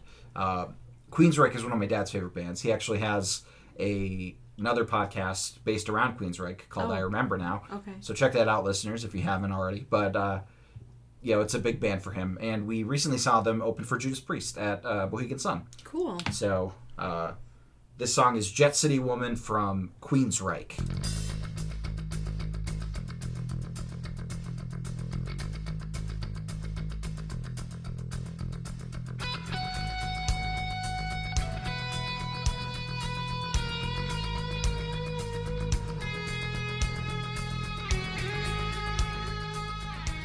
Okay, that was Jet City Woman from Queensryche. What'd you think of that one? I think that one's like a 4. 4. Yeah, I liked it. A lot of 4 stars in this. I know. part of I'm the- trying not to give out too many 5s. I get you. But it's funny with this one. So early on in the song, I had written down like pacing and variation. Like something I was a little afraid of the later we get into the alphabet is that I was going to run out of things to say because like I feel like some of the songs, they kind of just, I think I said this yesterday, like can be blend together. they can be a little repetitive, but I kind of feel like I appreciate it when a song plays with pacing and does like some building up and then like a breakdown. And so I wrote that early on, and then they just kept doing it. So I was like, okay, like underline. So that was interesting. That made for an interesting listen. And I can appreciate it when something sticks out a little bit. So that was a cool one. Yeah. Very cool band. They kind of have 2 different versions of the band going right now, where the lead singer, Jeff Tate, has his own version of the band called Operation Mindcrime, which is named after one of the albums that they have, which is like a concept album. And the other band, which is currently Queensryche, has Todd LaTorre on vocals, and he's fantastic. The thing I like most about Jet City Woman is the very last part. I love the off-beat cymbal. You love that. I'm a sucker for an offbeat You cymbal, love and that, I'm like, yes, you got me, Queensryche. That's on the Dylan bingo card. It is. The next band that we're going to talk about is a band that's near and dear to my heart. It is a band that I was lucky to see live before their drummer passed away. 3-piece band, Rush. I've heard of these guys before, I'm sure. And you've probably heard of this song, if not have heard the song Tom Sawyer off of their Moving Pictures album. Okay. This is a very unique band in that they're a 3-piece where the bassist, Geddy Lee, sings and plays bass and keyboards. The guitarist is Alex Lifeson, and then the drummer is Neil Peart. And they're all very good at their instrument. I was going to pick an instrumental for you to listen to from them off the same album called YYZ, which is the code for the Toronto airport, I believe. Okay. And the cool thing is that the song intro starts with them doing YYZ in Morse code.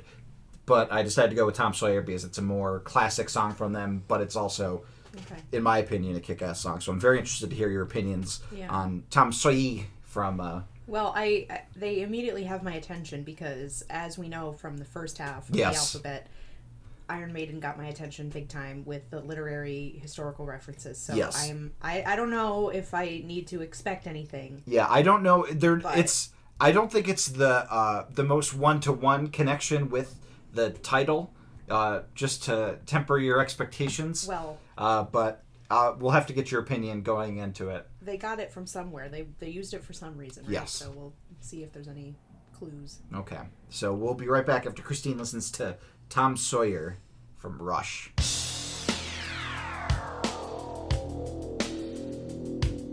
A Monday warrior, mean strike. Today's Tom Sawyer, mean pride. Okay, that was Tom Sawyer. Okay, so my instinct was correct. I feel. I know that you were doubting it, but I just want to point out that the Spotify art behind this track is a white picket fence, that's which correct. is an iconic image from Huck Finn and the Tom Sawyer stories. Very true. I am so sorry. I have to go English major on this. I'm excited. It's Well, a 5.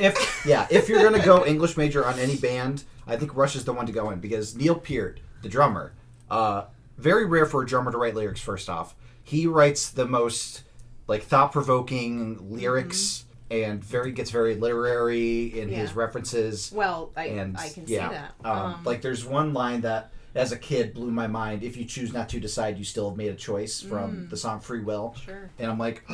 Yeah, that's what okay, so I'm glad that you picked this track because I was getting nervous about not being able to say anything interesting past a certain letter. See, I knew you would have a good...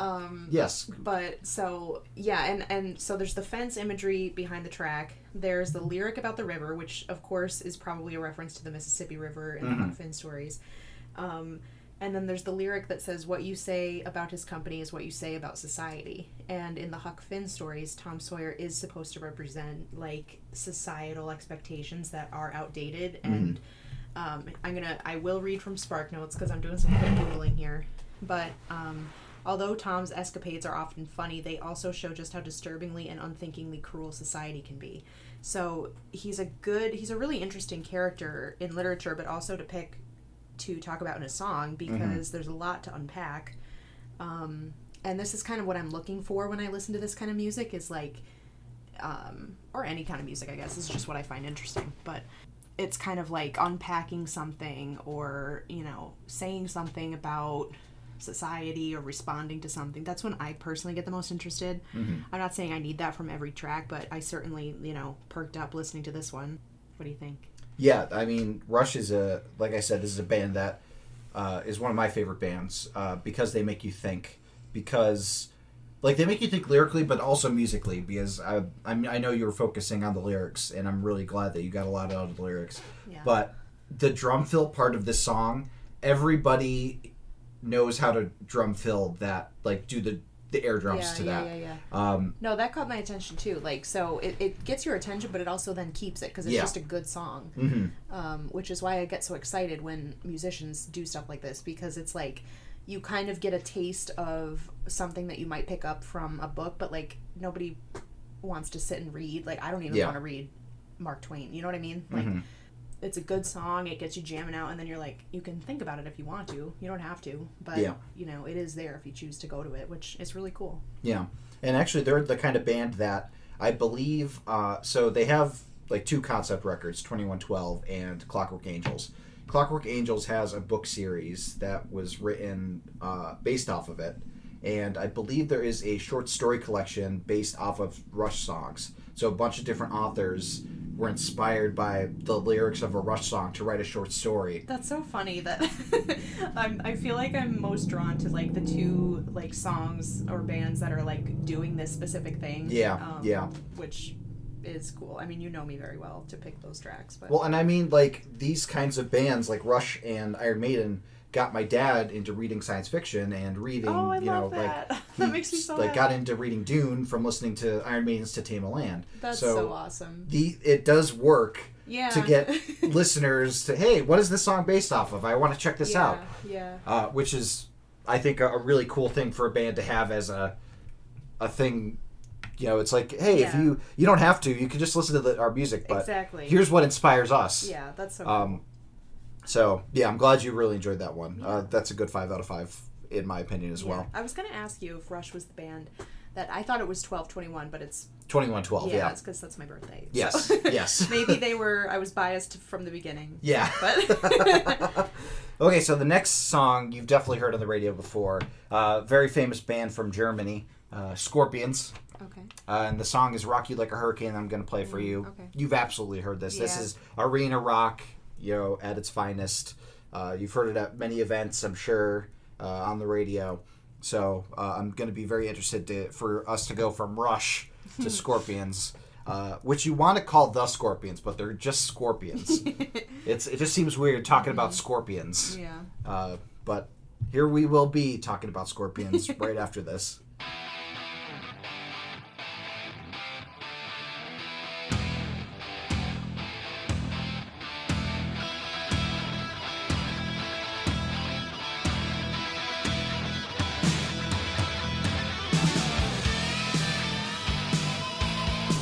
Okay, were you rocked like a hurricane? I think that you were. Nobody listening got the pleasure of seeing the air guitar that you whipped out for this. It's but very I did. it's very difficult to not want to air guitar and lip sync to all these songs because I know them so well. Yeah.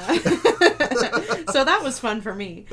I don't know. I feel like this one is one that suffers from like overplaying, I guess, for me. So it's hard burnout factor for sure. Yeah, so I don't know. I feel bad rating it less than a 4. I'll give it a 4 because it is good. I've been kind of trying to keep track of like my reaction insofar as how long the song is going, and I am noticing like toward the middle is when I start to get a little fatigued, and that's usually where the guitar solo occurs, which is what happened here, and it was a good one. And then, but what I liked more in this track was the drums. Yes. They were really cool, especially at the end. It sounded almost like thunder. Yes, the reverse drum sound effect. That is very cool. That was cool. Yeah. Yeah. So I really liked that. I don't think I've heard that up to this point. So that was neat.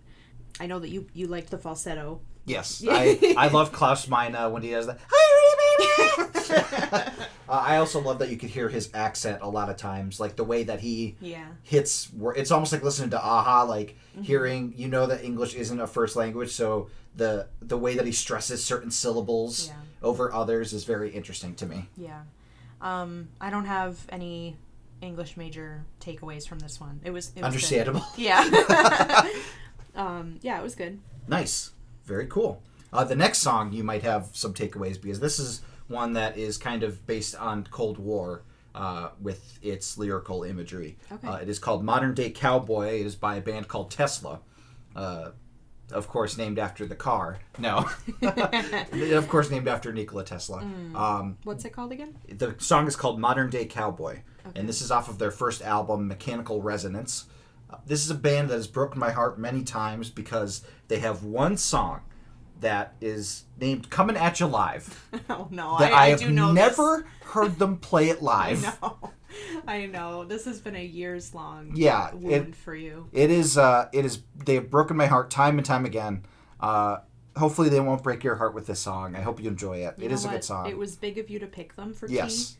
I So- could have picked Trans-Siberian Orchestra. You're very mature. I could have picked Testament, which is a thrash band. But I picked Tesla. Okay. So we'll be right back after Kristine listens to Modern Day Cowboy.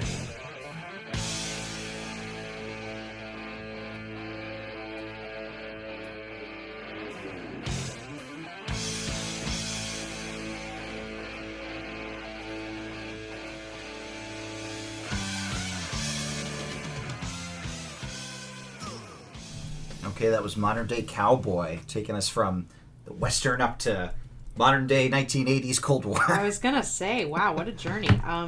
I'm going to give that a 5 for ambition. Mm-hmm. I really liked the like Western imagery at the beginning with like the shootout and like the sundown meetup kind of thing. That was really fun. And something I noticed is that when my brain has stuff to chew on with that, I get less like fatigued waiting for the guitar solo, and I'm able to just enjoy it a little more organically. Because I kind of forget like the beats that I'm expecting, and then the guitar solo happens and I'm like, oh shit, like that's really cool. Which is what happened here. And he's mentioning gangsters and stuff like that, and I think the second verse, which was fun. And we actually had a good conversation last night after we finished recording in the car, and we were kind of driving, and I was like, and another thing. But just I guess I don't know where I got this notion from that like I expected these songs to be a little more like counterculture vibes, and they're really not. I mean, this is only a snippet that we're listening to, a handful of songs, but I do find it interesting when they sprinkle a little bit of that in there. As we know, this is like the third song I've brought this up on, but they put it there for a reason, so I'm here to analyze it. Yeah, I thought it was interesting. There was a lot going on in this one. Yes. Instrumentally, very tight band. And I think lyrically, it is a strong 3-beat of start with the Old West outlaws, then going into gangsters, and then it's like, well, the big countries of the Cold War are kind of right running the same pattern, the same thing, same shit, different day kind of situation. So I thought that was a strong through line to follow, and like you said, it tells the story. There was a band that I was thinking of putting on that, like the this song told a story, but I decided not to do that one, so I'll have to play it for you after. But I'm glad that you like that one as well. I really like music specifically for stuff like this, like I said a couple of minutes ago, because it's like less than 5 minutes of your time, but you get like, there's the potential there to get like a story out of it. If you give us just 5 minutes of your time, we can present you with a counterculture narrative. That one was cool. Also, I do want to say, and I didn't necessarily get it from this song specifically, but I have been thinking over some stuff we talked about yesterday, and I think it was the Dio song. And we talked a little bit about that song being in D major key and stuff like that. So I was looking that up, and it turns out that songs written in that key are said to be triumphant, like war cries, like victory, rejoicing kind of vibe. So, which is the feeling I was trying to describe. So I really like that feeling, especially when the instruments are as heavy as they are in this genre. So I've kind of like got my ear out for more of those as we wrap up the alphabet. But I did want to throw that out there because I felt like I was a little crazy yesterday, but turns out there's something to it. Yeah, absolutely. That was very interesting to find out. I did not know that. Definitely makes sense, though. A lot of hard rock does tend to be like put your fists in the air, throw up the horns, bang your head.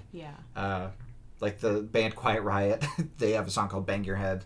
But we already used Q, so we're like going all out with the instruments, so it makes sense that would follow that. But okay, so what letter are we on? We are on U. So the band UFO is what I will be presenting to you next. Okay. Funnily enough, the guitarist for UFO, Michael Schenker, at this point, he was the guitarist for UFO at this point. He was always the brother of Rudolf Schenker, who is one of the main players in Scorpions. Oh.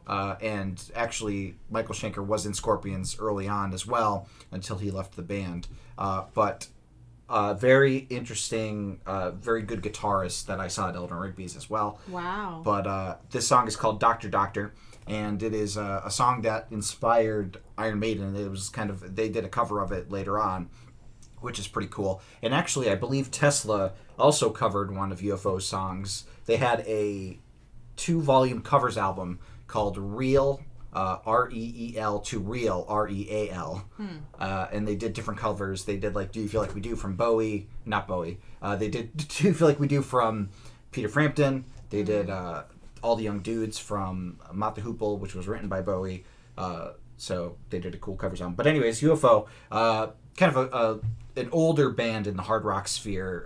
What were they doing at Eleanor Rigby's? Well, it was Michael Schenker playing with his solo act, the Michael Schenker group. Okay. It wasn't UFO itself, but That's still cool. He did play UFO songs, including this one, Yeah. because they're kind of known songs for him. So the song we'll be listening to next is Doctor Doctor by UFO.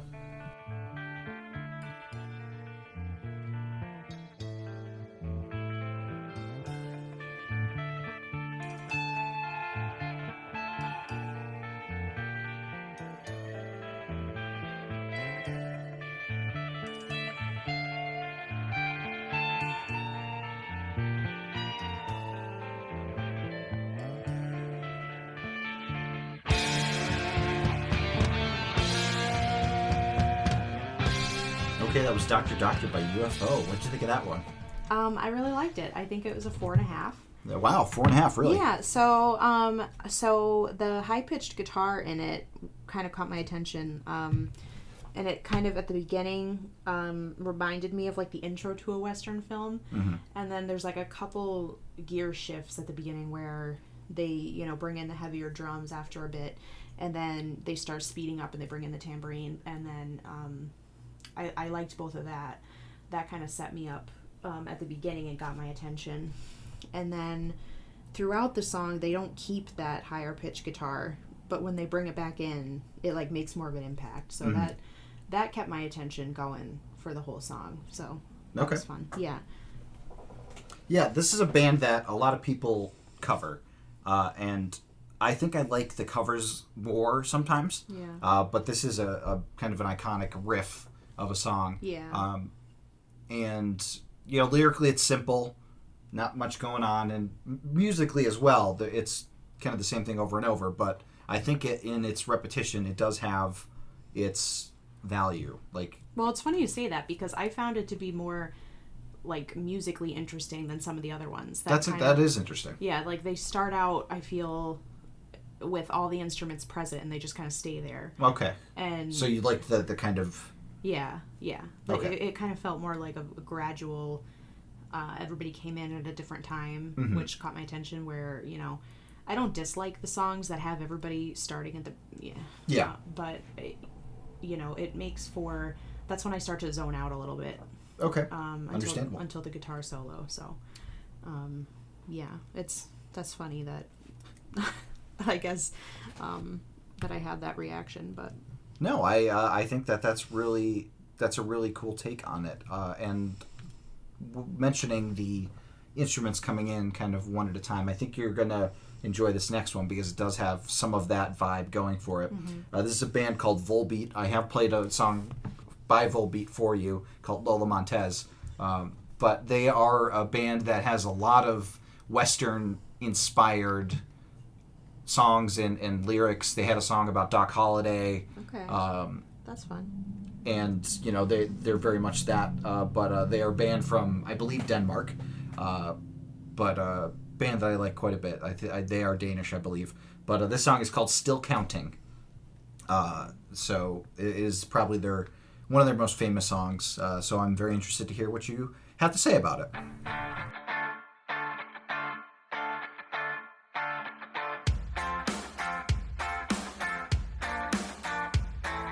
Counting all the assholes in the room. Well, I'm definitely not alone. Well, I'm not alone. You're a liar, you're a cheat. Okay, that was Volbeat with Still Counting. What did you think of that one? I can't believe one of the worst Pokemon sang me that song. Yep. And it was a 5. Nope, you got a 5 out of 5 on that one, huh? Yeah, I really liked it. So I felt like when you first started playing it, the first thing I said was like, oh, his voice is so different. Oh, yeah. So when is this from? So this, I believe, is from early 2000s. Early 2000s. It's so funny how you can like hear the difference. But this, I don't know if it was his voice Early, or late 2000s. the voice. I mean, his voice or the verses, but it actually reminded me of Fall Out Boy a little bit. Okay. Like pop punk. And then like the musical breaks in between were very heavy. So Yes. that was cool. I'm learning that I need some kind of variation to keep my interest. Otherwise, it just kind of is background noise. Yes. So I really appreciate songs that can offer me something like a little different. And I felt like I got it with this. And I did like his voice. Yeah, his voice is, it's like nothing else in the genre, which I really appreciate. Yeah. And it adds that uniqueness to the music. And the thing that I like about Volbeat best is that they could just jam on a riff and just like have like a really cool riff where they just keep going with it. Yeah. You know, like during the Yeah. like that, like very, very cool parts. And then like just switch it up with like kind of a tempo change, and Yeah. like it keeps you interested. Exactly. Yeah. That's what I liked about it. And nothing felt like filler. No. So yeah, I really enjoyed it. Yeah, and this song had the gangster vibe to it, like old 40s gangster more than the Western. Well, it's funny, like, if a song has enough going on that I stop listening to the lyrics, which is my comfort zone as far as, like, you know, analysis and what keeps my attention, that's when I know, like, that there's something else going on that, you know, if it caught my attention enough to get me to stop listening to the lyrics, then, you know, there's something there.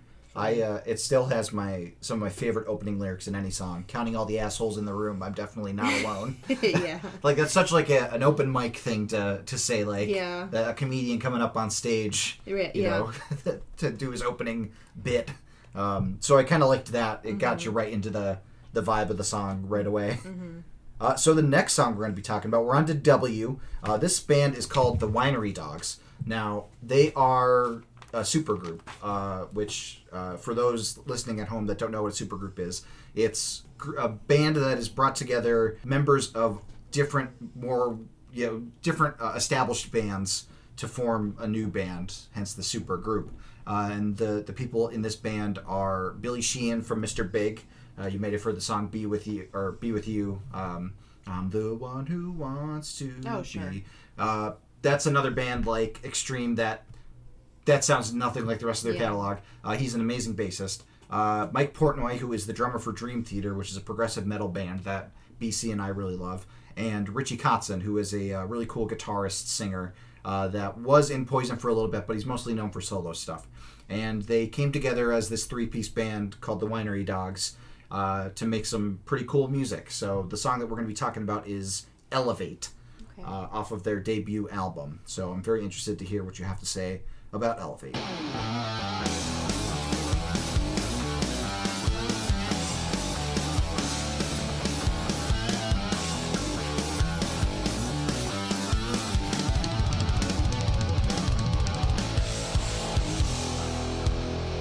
Okay, that was Elevate from the Winery Dogs. That was fun. Yeah. I think that's a 4.5. 4.5. Yeah, I really liked it. I think that if I knew all the words, it would be really fun to listen to and sing along to, especially like in the car. So it's funny that you said that they were a supergroup, because I don't know if this is going to be like confirmation bias now, because I knew that going in, but it did seem that there was a lot of breaks to like showcase everybody. Yeah. And well deserved, because like the drums at the end went crazy. There was a lot of opportunity for the guitar to go off. Loudest you probably ever have heard the bass mixed in in a song. Yeah, it was fun. I also just right out of the gate, and then so they came out really strong, and then there was the first verse, and then intermittently throughout they would slow down and speed back up, and there was just a lot of really precise control over tempo. They sounded very confident, and it's funny, like I stopped thinking about that until I hear a song like this. I'm like, oh no, this sounds like a step above to me. It just seemed a lot more intricate than some other songs. Yeah, I think a lot of that comes from Mike Portnoy, who comes from a progressive metal background. He went to Berkeley for music, so he's a but progressive rock and metal do a lot of intricate time changes and time signatures. Yeah, like they'll go off on like triplicates and like all these crazy music cues and things like that. So he's bringing a lot of that to this kind of music, which normally doesn't have that craziness to it. And Billy Sheehan and Richie Kotzen can keep up with that because they're both really good at guitar and bass. Yeah, no, you could tell. You could hear the difference. And, you know, it had a lot more texture to it than some of the other ones, and I appreciated that. Yeah. There's a lot to keep my mind occupied and listen to, so... Yeah, there's certain bassists that you consider playing lead bass. Billy Sheehan is one of them. He played with David Lee Roth, who was Van Halen's first singer. But like him and Les Claypool are like the two like lead bassists in like this kind of genre, where like they're playing really crazy stuff on bass guitar that you normally would hear from guitar, which is very, very interesting. And he always has such a unique mix and effect on his bass that kind of places it out front instead of in the back with the drums. But well, yeah, and so with songs like this, you know, I don't want to keep circling the drain on this, but like I need something to focus on when I'm listening to a song. My mind is always going to go to lyrics first because that's, you know, that's my comfort zone. That's what I default to. Songs like this with so much going on musically, it almost doesn't matter to me what the lyrics are. Yeah. But I appreciate it even more when I'm able to zone back in and use the other side of my brain and be like, and pick up a phrase or something that I find interesting. Like this one said, I see everything in black. That's, you know, right there. That's interesting right there. Yeah. But I don't have to linger on it because there's so much going on musically. So that to me is a marker of a good song because I get something from both sides, and if I choose to focus on one side or the other, you know, I'm gonna have something to do. Yeah. Which, you know, that to me is more important than any kind of like more run of the mill, maybe like radio single or I'm sorry Kiss, but the one that we listened to for this one. Kristine 16. Yeah, like it's not interesting in any stretch of the imagination. So this one, I was interested. Well, and I think it helps that this is the kind of song that if you go back for another listen, you could pick up something different from it. Yeah, exactly. Yeah. Which, so it's going to hold its value. Yeah. Plus, I love that their logo has it's like the paw, but then they have the wine coaster stains behind their like words. So I like that. I think that's a kind of a clever little thing to do. Like you could. Oh yeah, I didn't even look at that. Yeah. Yeah.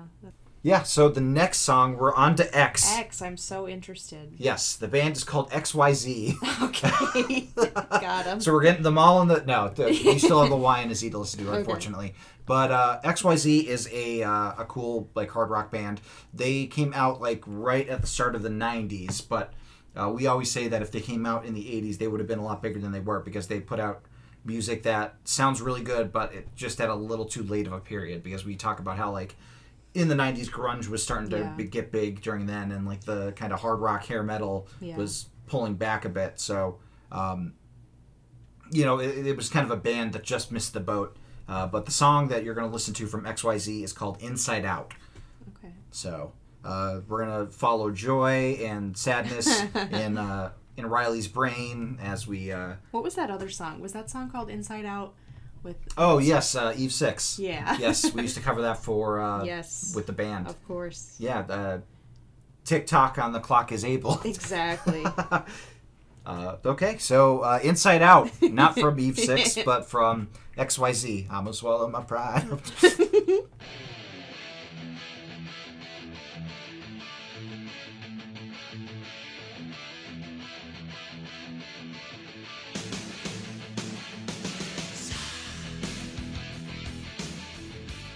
Okay, after a false start of accidentally playing the wrong version, Inside Out by XYZ, what'd you think?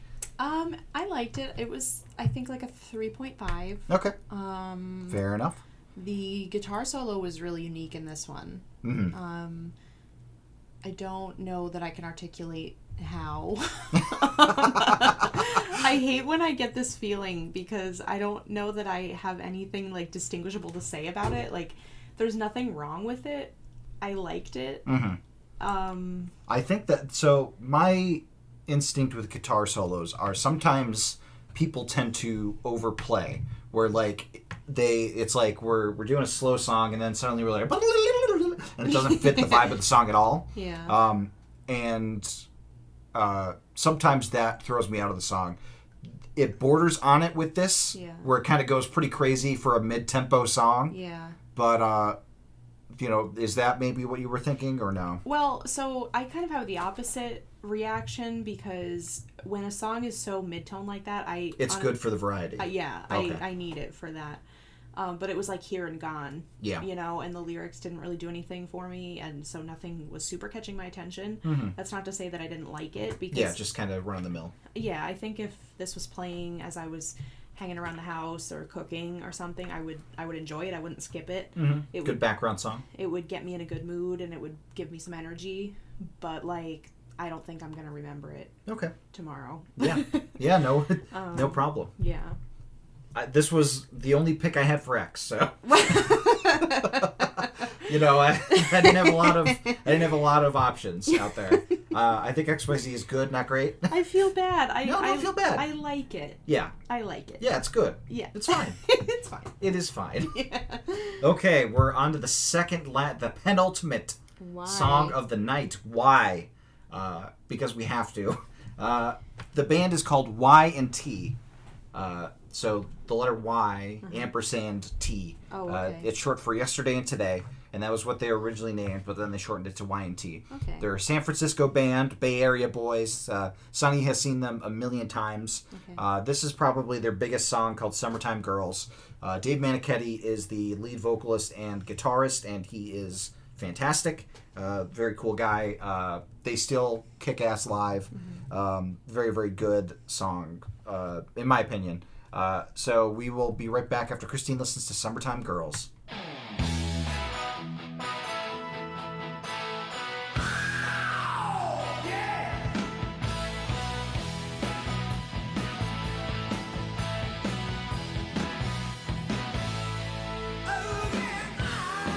Okay, that was Summertime Girls from Y&T. What'd you think? I really liked it. I think it's a 4.5. Nice. I am frustrated right now because there's something about that song that just reminds me so much of like a classic rock song, and I can't think what it is, but it's that like da-na, da-na, like that sound is so it's so prevalent. Yes. In a lot of classic rock songs, and this one was like less heavy too, so it was like verging on a lot of stuff I'm familiar with. Yeah. So I liked it for that reason, but then also just it's like a cute like summer crush song. It gives me the imagery of like a boardwalk and time and place, California.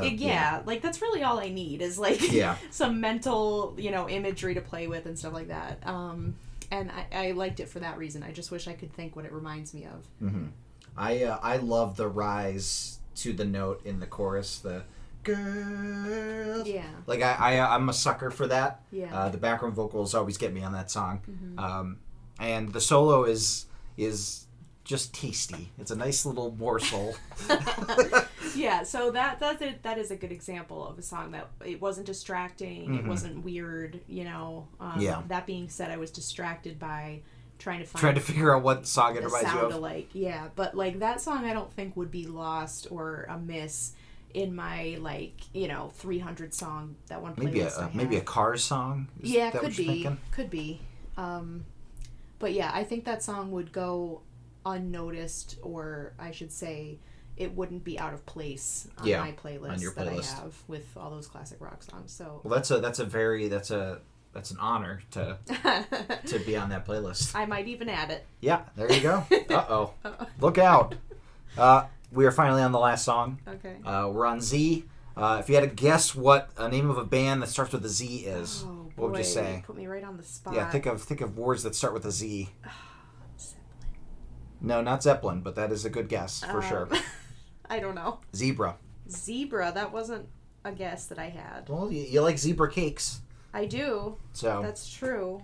This band is called Zebra. The song that I'm going to play for you is called "Tell Me What You Want." Okay. What you really, really want. No. Funnily enough, the first time I heard Zebra was Dream Theater did a cover of one of their songs called "Take Your Fingers from My Hair." It's a weird name for a song, but it's a great song. So there is that kind of 6 degrees separation situation since we listened to Mike Portnoy and the Winery Dogs. And It is funny, like I mean, you're so knowledgeable about this genre, but it does seem like this genre is like a small town. Yeah, there's a lot of connections, people in one band moving on to another, and situations like that. So it is very, very cool to see that happen. So we're going to play the last song of the playlist, Here we Zebra's Tell Me What You Want. I've been wasting my time.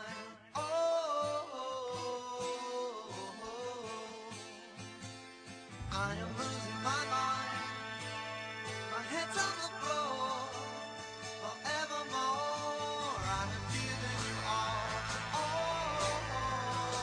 that I have. With the slam of the door, you've driven me mad. Now I'm sad. Tell me what you want. Okay, that was Tell Me What You Want from Zebra. A band that my dad wanted to see live so many times. Finally got to see them. We saw them at M3. They were very good. I think they were a 3-piece at that point. What did you think of it? It was a pretty rockin' song. Uh-huh. I think it's a 4. Okay. Objectively fun. His voice was too high for me. Yeah, I could see. Yeah, you started kind of cringing a little bit when he got to... It was, it gets very Robert Plant from Led Zeppelin-ish. he was very whiny. Yeah. I felt, and it was just a little grating. There's a lot of Led Zeppelin inspiration in Zebra. Yeah, So. I wasn't digging it. Yeah. But the music itself I enjoyed. I don't think I would skip the song if it came up. Okay. Despite the ear bleed from the vocals.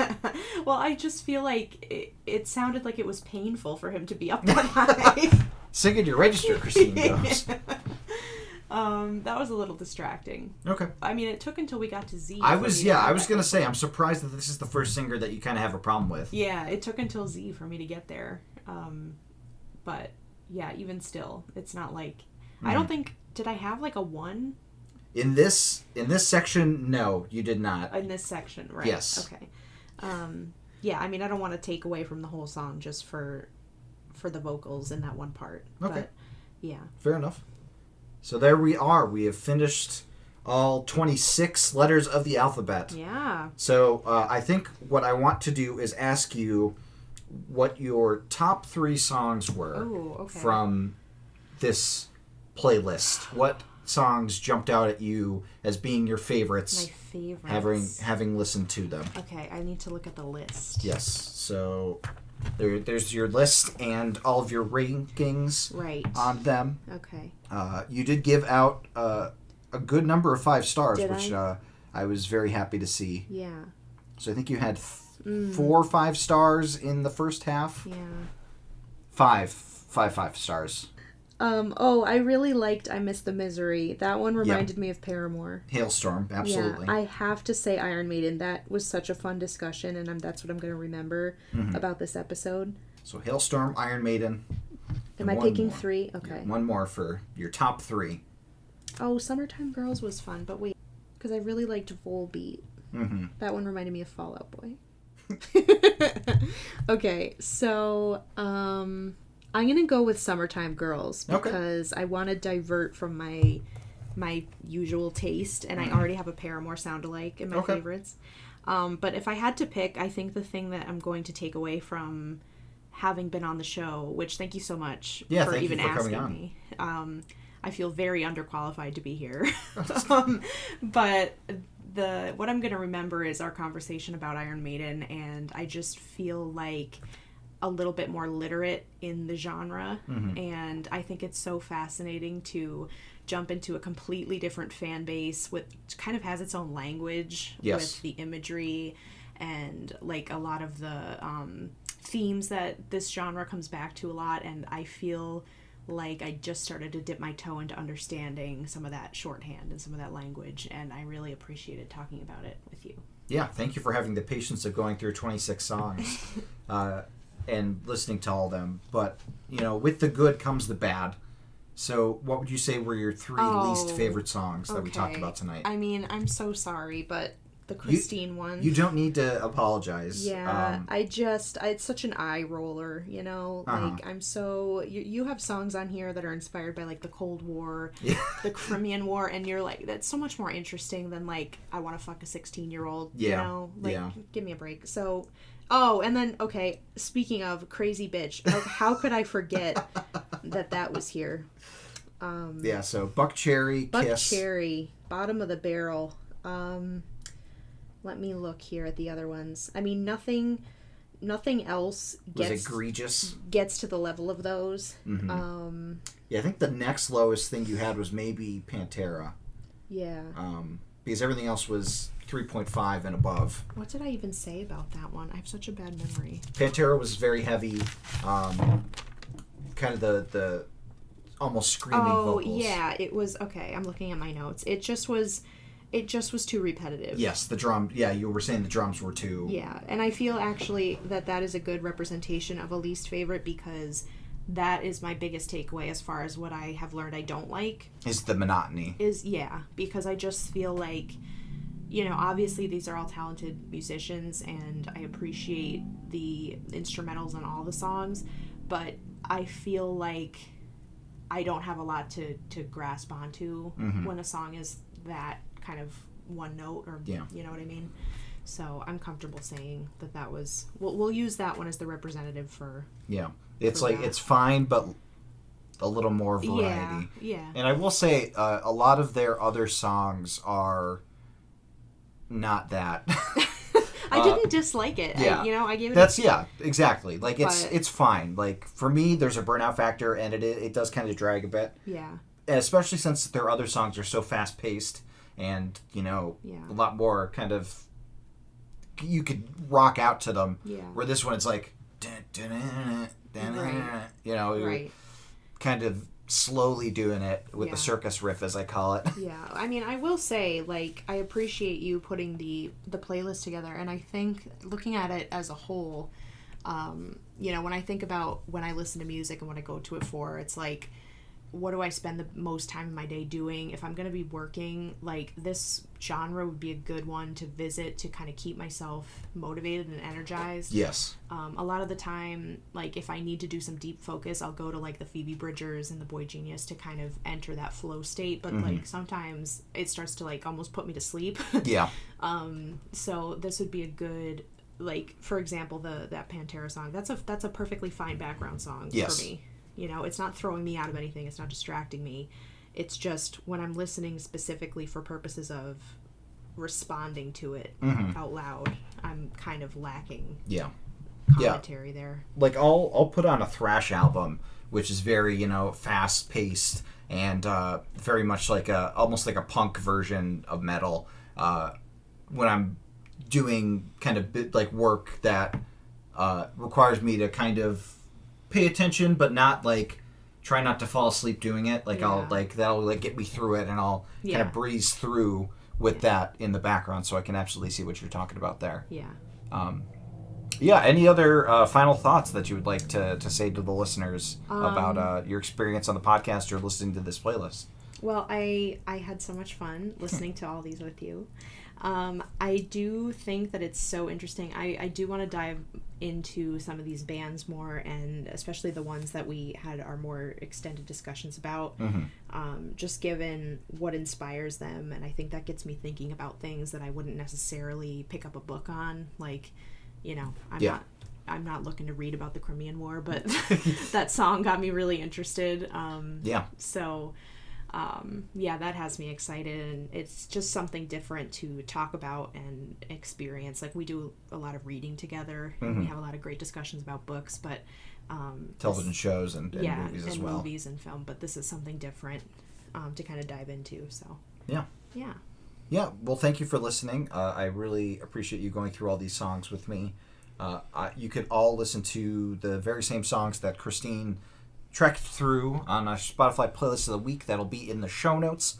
You could check that out there and give us your take on all of these songs if you haven't listened to them before. I don't know if you listening to a hard rock and heavy metal podcast that you haven't listened to these before. That would be very crazy. But hey, if you have relatives that have not checked out hard rock and heavy metal, maybe let them listen to the playlist and see what they think of it. I think that would be really cool. And it might even be cool down the road, some 20 years later when I'm alone on the podcast again, to do another version of the playlist with different artists because there were so many other artists that I would love to have got your opinion on with the different letters, but everybody has a band that starts with an S, that starts with an A, a B. Well, So I would love to come back. I mean, I thank you to the audience who's listening if you had any interest in hearing a Taylor Swift fan's take on a lot of your favorite songs. I hope I did them justice. I hope my responses were somewhat interesting.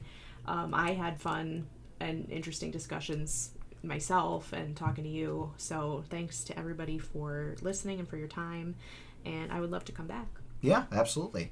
Thank you, everyone, for listening to the podcast and to our voices. We will be back next week with, I believe, our halfway episode of the year where we talk about some of our favorite new albums that have come out in 2023. So that'll be very exciting to have everybody back on the podcast to talk about those. So until next time, we will see you next time, and there definitely will be a next time.